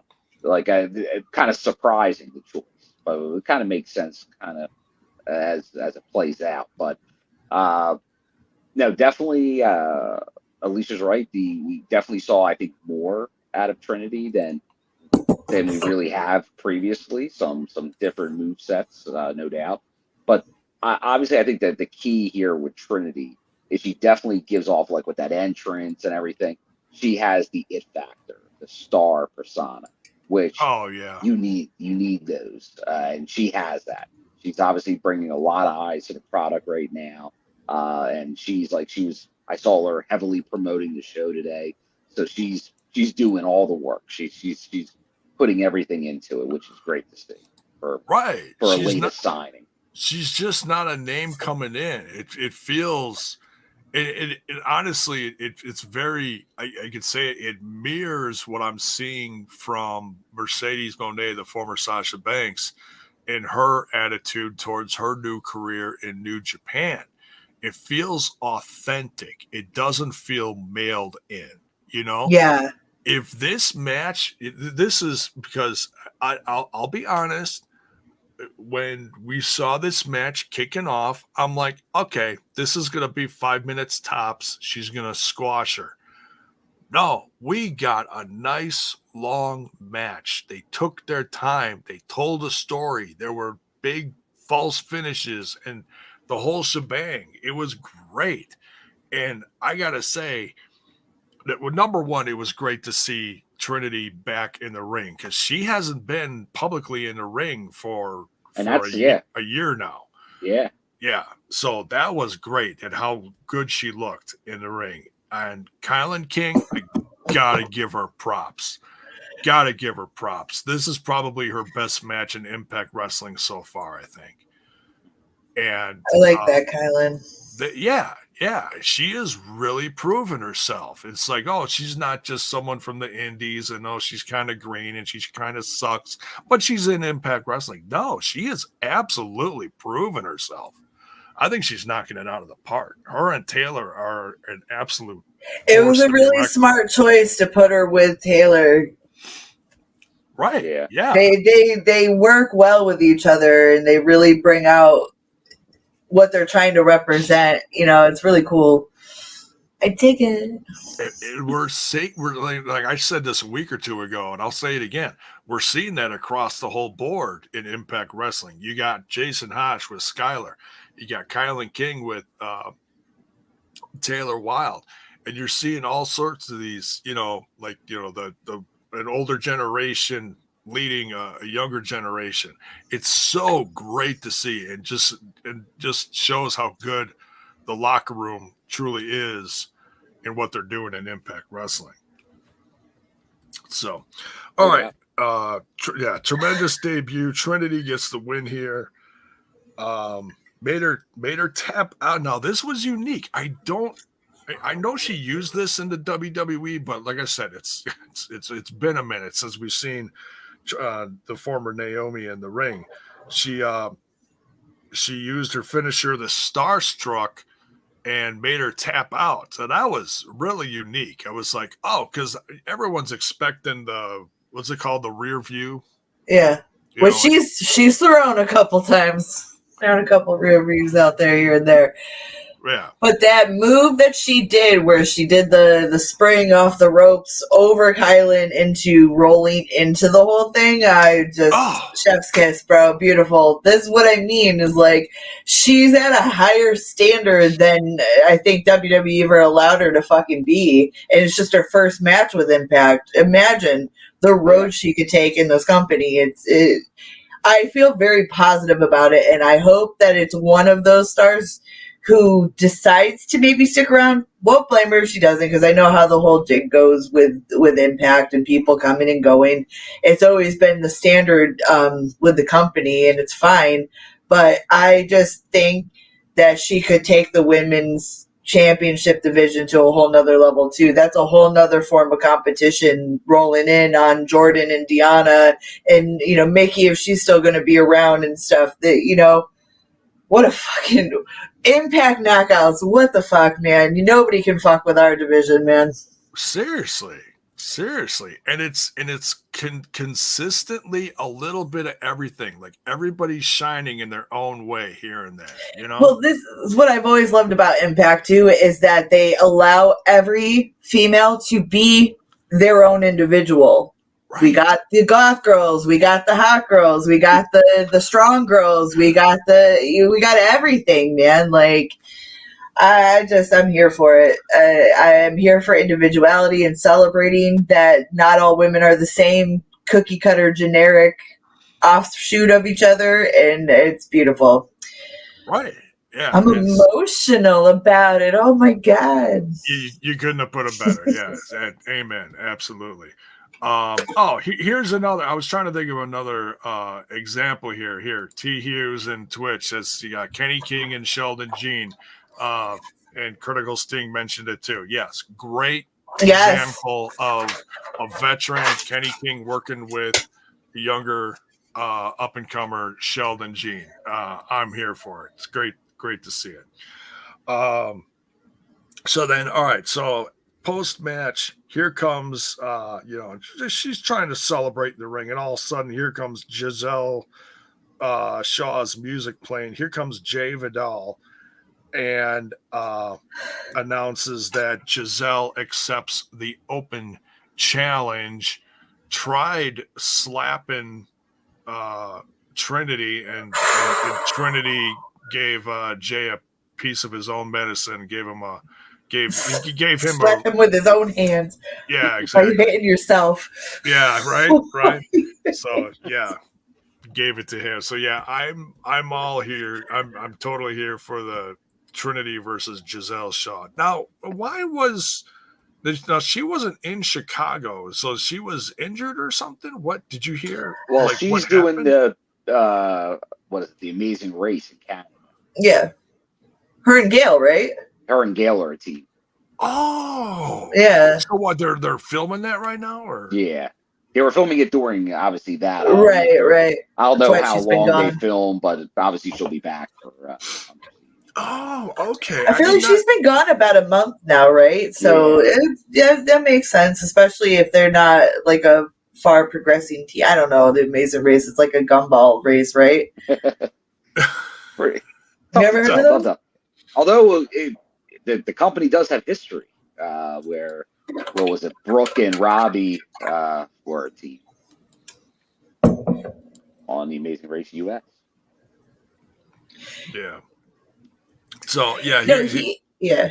Oh, go ahead. Sorry. I was going to explain for you. He wasn't saying she was green. He was just saying to people who are unfamiliar with her, he was just like hypothetically speaking as like an outside perspective who wouldn't know who KiLynn King is. Sorry. A veteran versus someone newer. Right. Yeah. That wasn't me just saying she was right. Yeah. No, I know what she's done. I don't know everything she's done. She started TV. There's a difference between TV and non-TV. Oh, yeah. So just having a veteran to let you kind of show you the ropes for the cameras. And let's be fair, televised wrestlers tend to forget, or televised wrestling fans who only watch televised stuff tend to forget or not realize that wrestlers have a long extended history before they end up on TV. They just think, oh, they got signed and now suddenly they're a wrestler for the AEW or WWE or whatever, you know? Right. Fair enough, but no, a lot of them spend many years earning their licks on the indie circuit. Oh, yeah.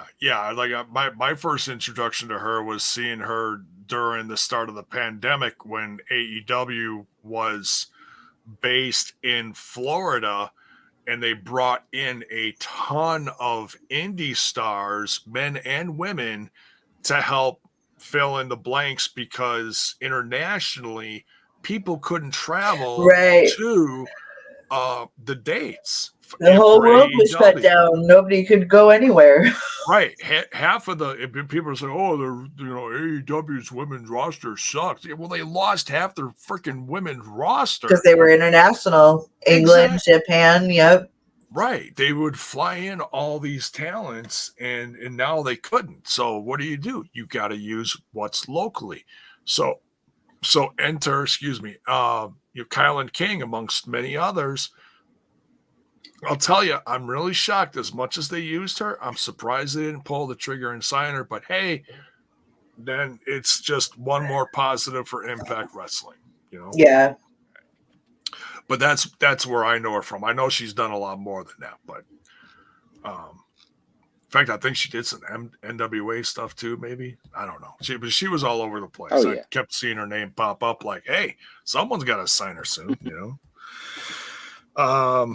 What do we got here? All right, so next we got Macklin with champagne and caviar, and they're just kicking the snot in a back room.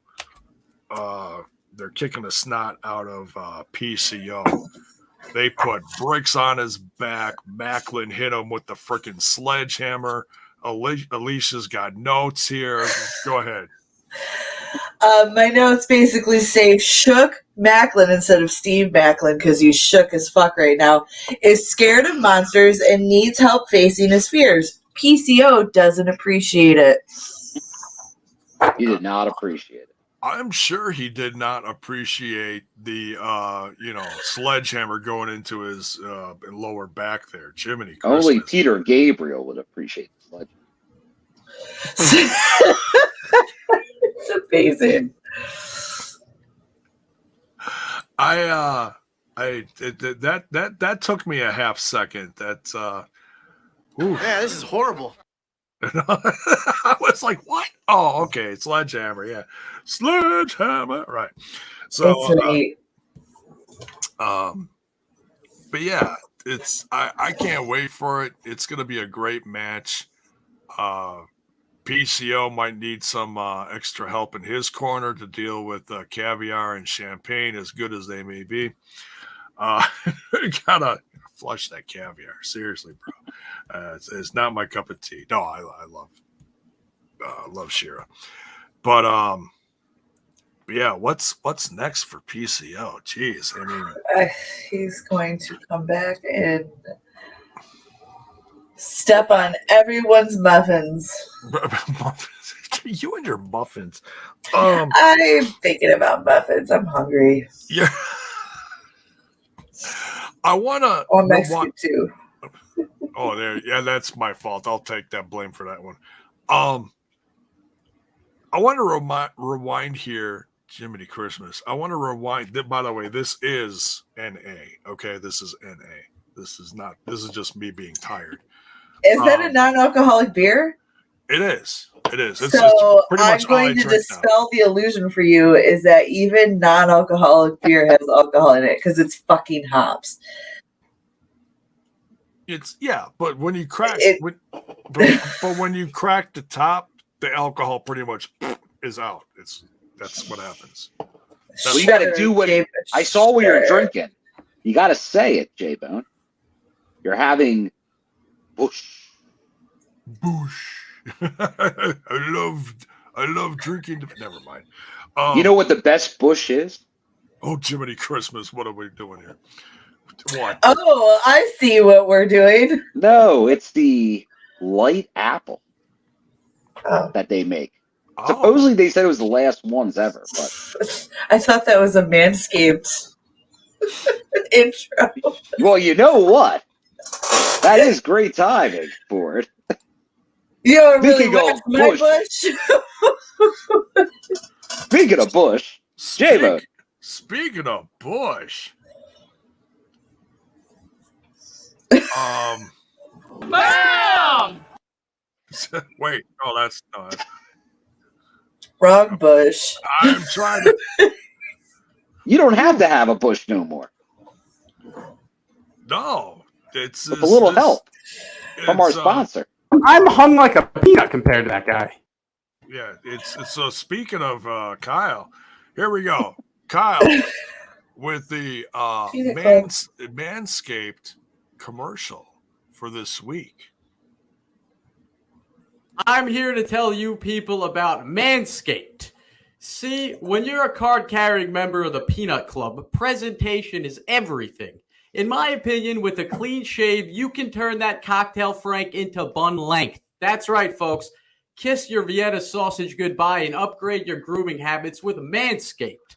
And guess what, folks? We got a special deal for the TNI fam. Get 20% off and free shipping when you use our promo code TNI at manscaped.com. That's right, folks. 20% off and free shipping when you use our promo code TNI at manscaped.com. Unlock your confidence and always use the right tools for the job with Manscaped. Oh, baby! Thank you, Kyle. Yes. And that link and the code is in the description of the video. If you didn't catch that, 20% off plus free shipping.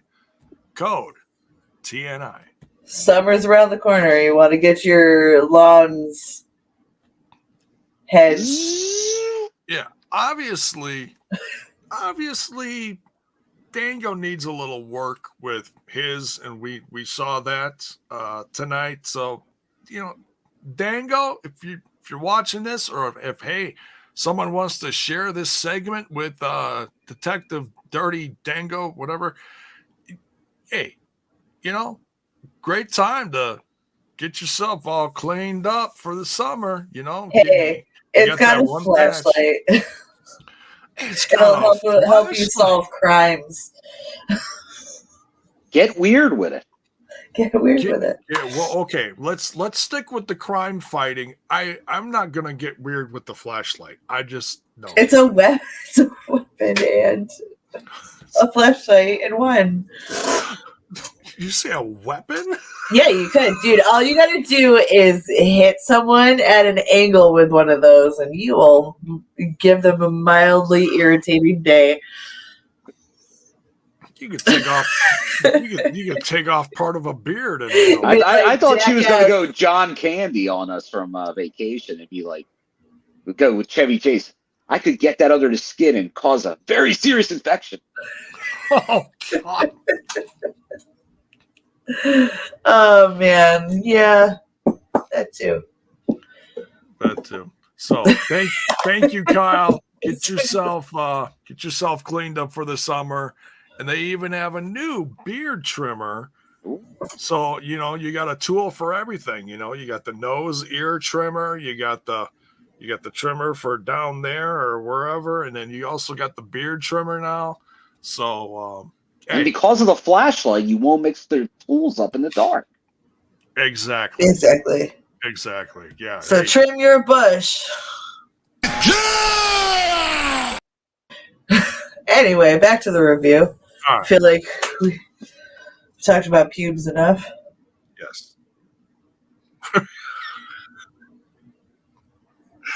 Next, we've got Jessica in the back. She's got the timer. She's very nervous.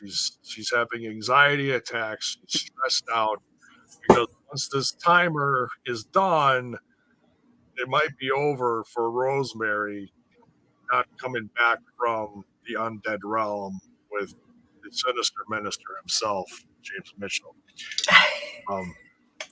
So she's nervous, and here comes Taylor Wilde and KiLynn King, and they're going back and forth. The best line of this whole thing was Jessica was yelling at KiLynn. He's like, "Oh yeah, well, why did you pull the card and figure out that you were going to lose tonight or whatever?" Loser.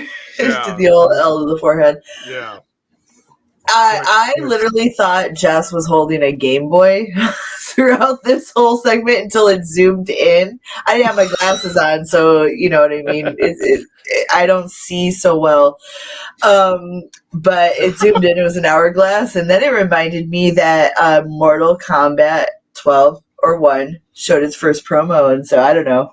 I was feeling the need to promote Mortal Kombat because the hourglass reminded me of that. I saw that. This might be the most violent thing I've ever seen regarding for a promotion for a video game, but then you remember what the video game is, and you're like, "That's actually pretty tame." Yeah, it's just a better CGI version of what we saw 2D back decades ago. Yeah, me and Ash are going to be in gamer modes for a long while. Yeah, it's like, rip the skeleton out of his ass, and now it's like, great. Did you just steal that thought from my head? Literally rip the skeleton out of his ass. My apologies. No, it's like funny. You should apologize to Manny Bones. I should because that's cover probably his ear holes. That's where he came from. He's still in therapy over that. It's rough. It's rough. And for those of you, yes, I will change his t-shirt someday. He's getting a little stinky back there. I gotta fix all this back here. It's getting out of control. God, quit. People keep buying me action figures. Stop that. So yeah. What is up with Rosemary? When is she coming back? We don't know when this is gonna happen. Maybe next week, maybe Under Siege. We don't know.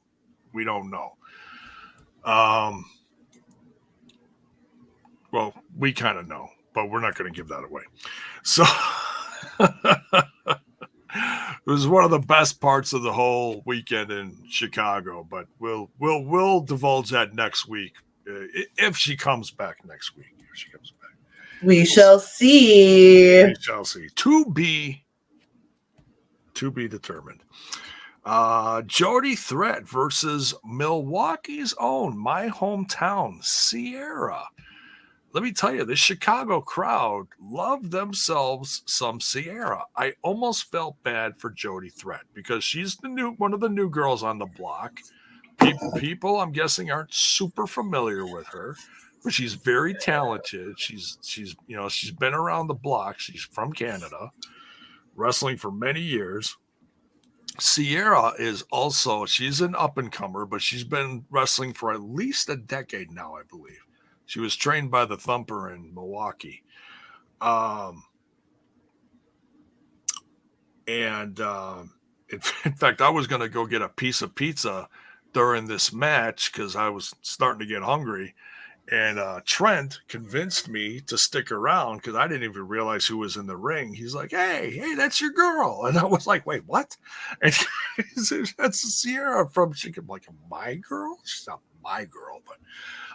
But yeah, very proud that Sierra got some TV time and had a nice little match with Jody Threat. What did you guys think of Jody Threat versus Sierra?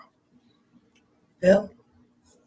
Oh no, I'm with you, J-Bone. I think that was good. That Sierra, I don't think we've seen her before. I think that was that's new, a debut. Yeah.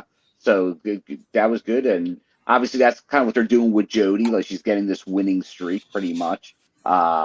So she's building up here as she's kind of going through, and obviously they're using like locals as she's making the different rounds on the loop. So no, I think it was good, but you're right, that definitely had a backing there, and they're not doing just complete squashes. They're giving some offense in, which is good to see because we've kind of always had maybe a knockout that's usually doing the maybe just going through people on like an undefeated streak, like we saw with Masha, Jordan before that years ago. So it's good that they're not just real quick. Someone else is getting some TV time, but it's also building Jody, and that's kind of the main purpose here. Oh yeah, agree. We'll see, but I think it was done well. Yeah, and I'm very proud of Sierra here. She had a good showing, you know, even though as brief as it was, you know, it wasn't the barn burner like Trinity and KiLynn King, but still, it's an opportunity, and you take it and you make the best of it, and she did here, you know. Yeah.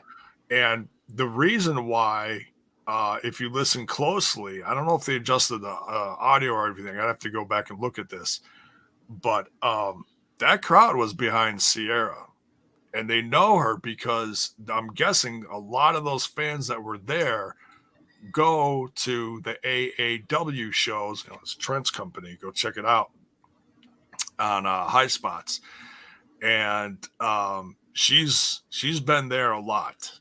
Yeah, she's been there. Shimmer, who we talked about earlier, at the Berwyn. So I know I've seen her many times. Yeah, that on some of those type of shows. So no, definitely a good showing. But yeah, definitely you always can tell no matter where they're at. There's going to be certain individuals that really get a lot, like if they're local, because they're doing a good job of promoting to those local promotions there to like come out and support Impact. But when they see one of the people they root for monthly, maybe they're going to get that good pop. So. Yeah, absolutely. Jody Threat takes her out with the 4-1-6. Next, we got Eddie Edwards in the back talking to Kaz, and Eddie Edwards is trying to convince Kaz. He's like, "Look, just follow me, okay? I know you're some kind of like, you know, captain, captain or whatever. Look, just follow my lead out there, and we'll win this, okay?" And Kaz is like, "Hey, you know what? You can have it. You can have that position, whatever. It worked out so well with Honor No More. Yeah, absolutely. Yeah. Little jabs thrown there. Nice matching jackets for Eddie and Lish. Yeah. Little his and her action going on there. Very Ride or die. Yeah. Got the Ride or Die T-shirt going on there. That's a great new shirt on shopimpact.com. And I'll get it for my husband. It just represents that. You're going to do that for Father's Day? He's not a father. Well, you guys have fur babies. What are you talking about? Oh, are we allowed to celebrate then? Sure. Hell yeah. Sure. Hell yeah.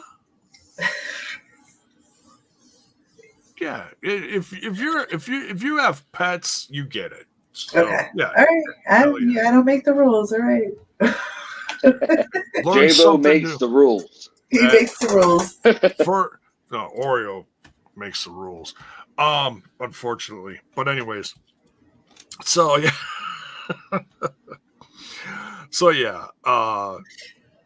But yeah, I love the fact that they got the matching oh no, we lost Bill. Did Bill not charge his phone? Bill, where did you go? Plug in your phone in. Plug your phone in and get back in here. All right. All right. Next, we got Dango. We finally get to this segment. I forgot it was so late in the show. We got Dirty Dango. and he decides to let Swinger and Dice go. He has cleared them in this investigation. So they're very happy about that. And so then all of a sudden in pops Joe Hendry. And Oh God.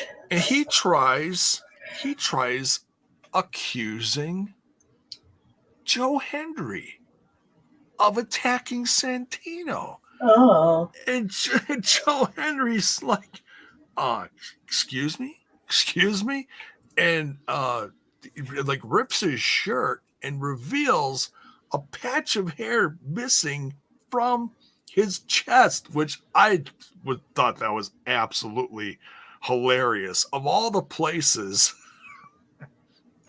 to have hair missing from, it's, you know, this big old patch missing from his chest, which just randomly he lost the hair too. Oh, how convenient. Go ahead, Alicia. I feel like we're going to be getting a new character with the Mr. Dirty Dango. My notes say the case of Dirty D is closed. It is closed. We find out that it was the dirtiest of the Dango. So yeah, he turns heel here. It's still comical, but maybe it won't be quite. See, you say that, but like at the end, he murmured something to whoever was on the ground. I can't remember. Joe Hendry, I think it was, yeah. And he murmured something, but he wasn't using. He went from talking in the accent, like how, like whatever the dopey accent, to like kind of being more serious toned and straight, like leveled out. And I do recall many moons ago, he did have a different character when he was in FCW, the original NXT. Oh, and it was Johnny something. Johnny Curtis, yeah. Johnny Curtis. So that's who I get the vibe was, because Johnny Curtis was like the bad guy, the bad boy, fucking cool guy, but he was like the fucking greaser almost, kind of. So maybe we'll get that, a more serious approach to Dango. And, For those of you that don't know, there was a really not so great version of NXT before the version that we know now. Wasn't it a game show? It was, yeah, it was that, and then it became a really, they had matches and they were trying to do storylines. Some of them worked, some of them didn't. But at that time, Johnny Curtis, who became Fandango, had someone's gonna remind me who it was. I'm guessing it's gonna be Critical Sting. He had a gimmick, and he had a valet, and I can't remember her name, and she went on to do like Lucha Underground. I can picture her. I can't think of her name. I can't picture her name, but I do know who you're talking about. She was like Maxine. Maxine, and what you're talking about, and then I forget what she was in Lucha Underground. Yeah. Brian, good evening. Thank you. Yes, it was Maxine, and then she played an absolutely tremendous character across the realm of Lucha Underground, a supernatural. Katrina? Katrina, yeah. In Lucha Underground. Thank you, Critical Sting. See, I knew you were going to come up with this. Thank you. But yeah, gosh, I don't even know what happened to her. I think she was doing some modeling, some acting, maybe. I got to look up, see what she's been doing. It's hard to stick around in the biz if you're not actually hitting the mat in a wrestling thing. Yeah. And I know, especially in Lucha Underground, she had an actual just manager position. Right. Yeah. It was more behind the scenes, more of just an acting part. Fun tidbit. She and KiLynn were voted worst WWE match ever. One of the worst ever. Oh, geez. Yeah, that was when she was coming up there. Yeah. Sad. Mean. Crazy. But But yeah, her part in Lucha Underground was priceless. But anyways, she's dope. Yeah. Back to Dango. Johnny Curtis and his character with her, the way they'd go back and forth. I've seen plenty of clips. It was actually very entertaining. So if you have time, go look that up. I Johnny will. Curtis and Maxine from the old NXT days. Yeah. So yeah. And I actually had the pleasure of meeting Dango and talked to him for a minute and just thanked him for choosing Impact Wrestling. You know, it's like it's great to see veterans like that continue their career in a place like this, and whether it's serious or comical or whatever, I'll take it. You know, he was given a pretty good position with coming into WWE, kind of thrown right into a major storyline. So good for him. Well, the fact that his first match was winning in WrestleMania over Chris Jericho. Yeah. I'll say it, legendary Chris Jericho. It's, man, hats off. Seriously, that was good stuff. Sure. Yeah. So, but anyway, so yeah. Shame on Dango. Yeah. Attacked Joe Hendry. We're probably going to see Dango versus Joe Hendry for the title. I'm guessing sooner rather than later. We'll see. Maybe. Just maybe. We'll see it at Under Siege. We'll see. Fingers crossed. Main event time. Main event time. I know it's getting late. We're in 2 hours. We'll wrap this up soon.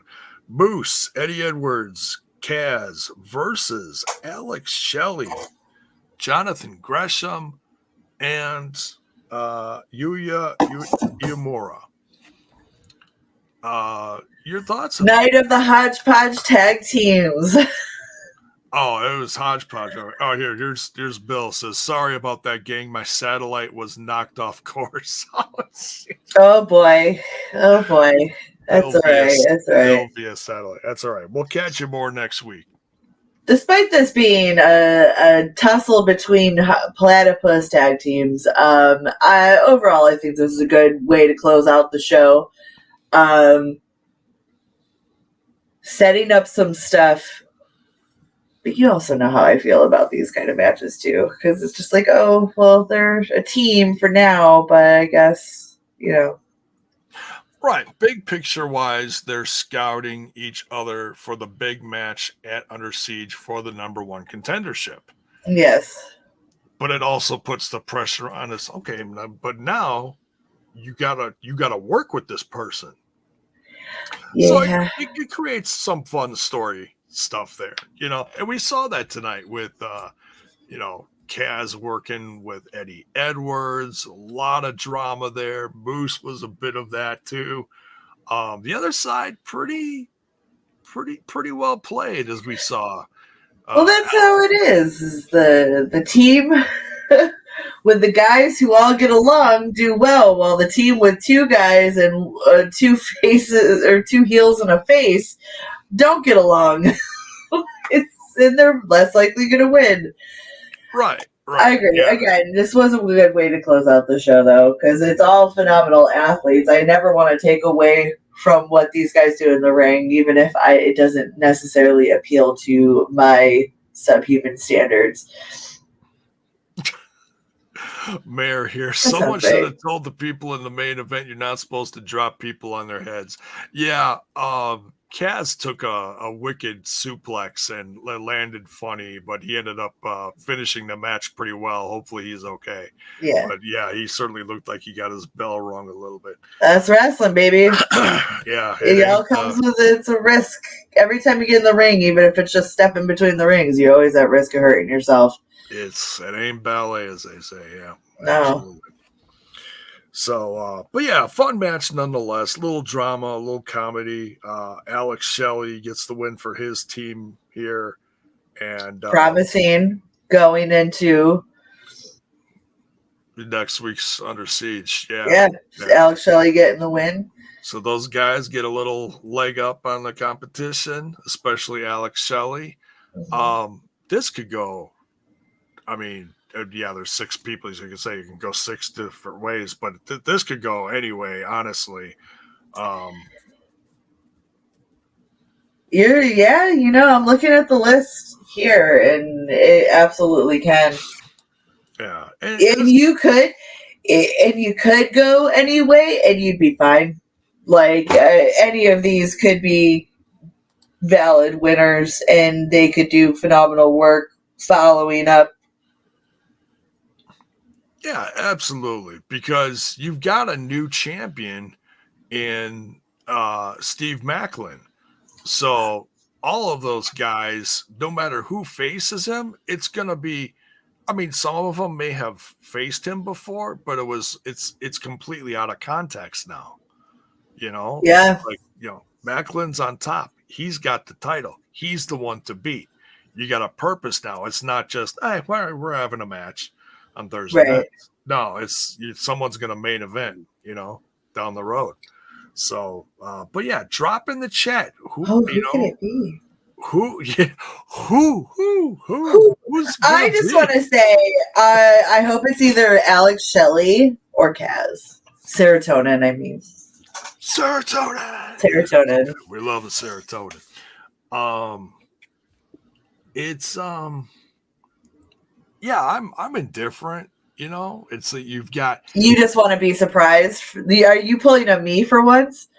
No, I look at it, and I said this during the live reaction. I said it's interesting because you do have 3 former world champions in there, and 3 who have never had the world championship. And you look at it, and it's like, oh, well, if you look at guys who you assume should have been champion, you look at guys like Alex Shelley, who's been around for 20 plus years. You look at a guy like Kaz, who's been around for 20 plus years. No, neither of those guys, and they said this a couple times during the match, 2 of the most talented guys in the history of Impact Wrestling to never hold the top title. So, yeah, it certainly could be. We saw Alex Shelley versus Josh Alexander. We saw Kaz versus Josh Alexander. It would certainly be different with Steve Macklin, but I don't know. I got a feeling we're going to see someone different. We'll see. We'll see. True. Nonetheless, I'm here for it. It's a hodgepodge of guys, veterans and newer guys like Yuya. So we'll see. We'll see. Heck yeah, throw Yuya in there. Give him the spotlight. Give him the spotlight. He's up and coming, and maybe he's coming to the end of his stuff in the U.S. and they're gonna have him go out with a bang. Who knows? Well, they got that New Japan crossover show coming up in a couple months too, right? So that's true. Maybe it's a face that's going to stick around to help promote it in the meantime. Either way. Seems pretty solid. Again, this is another person that I'm relatively newer to, but great job. Yeah. Here, Anna is speaking because she was saying in the chat in the last show we had last week that she was going to meet Kaz at an indie show. She said, by the way, Kaz liked my Sabbath shirt. I can completely identify with that because I was wearing Iron Maiden, and I really felt like Kaz and I connected. It was like we had a bro moment, It was had a moment. It was like, oh, he really loves me. No, I'm kidding. But yeah, great guy, very cool. So yeah, that's the main event. Alex Shelley gets the win. Little comedy, little drama during the match always makes it fun, because you got guys that just can't work together, like Kaz and Eddie. They can't be a platypus team, right? It's natural. It's normal. It's not normal to be put on a team with dudes you don't normally work with and be expected to be a team. Right. Because the egos are always going to come into play one way or another from someone. So yeah, any final thoughts on this episode? Fantastic. It really did feel like a well-rounded. You got some tremendous stuff from all sorts of the knockouts, whether in the ring or out of the ring. Knockout heavy. Yep. Yeah, totally. Yeah, from Jessica and the Jay Vidal. Heavy. Loved it. To Trinity's in-ring debut, absolutely killed it with KiLynn King, all across the board, and then all sorts of good stuff. So yeah, great stuff. We can't wait till next week is the go home episode for Under Siege, and we'll be here for all of it. So join us next week. On your way out, folks, you know what to do. Make sure you smash that like button, smash that sub button, ring that bell for notifications. Why? So that you know when some of our content hits your screen. Please check out the links below. Check out the merch sites. Check out all the socials. Give them a like, give them a follow, and give this channel a sub if you're new. We'll see you next week. Take care. Much love.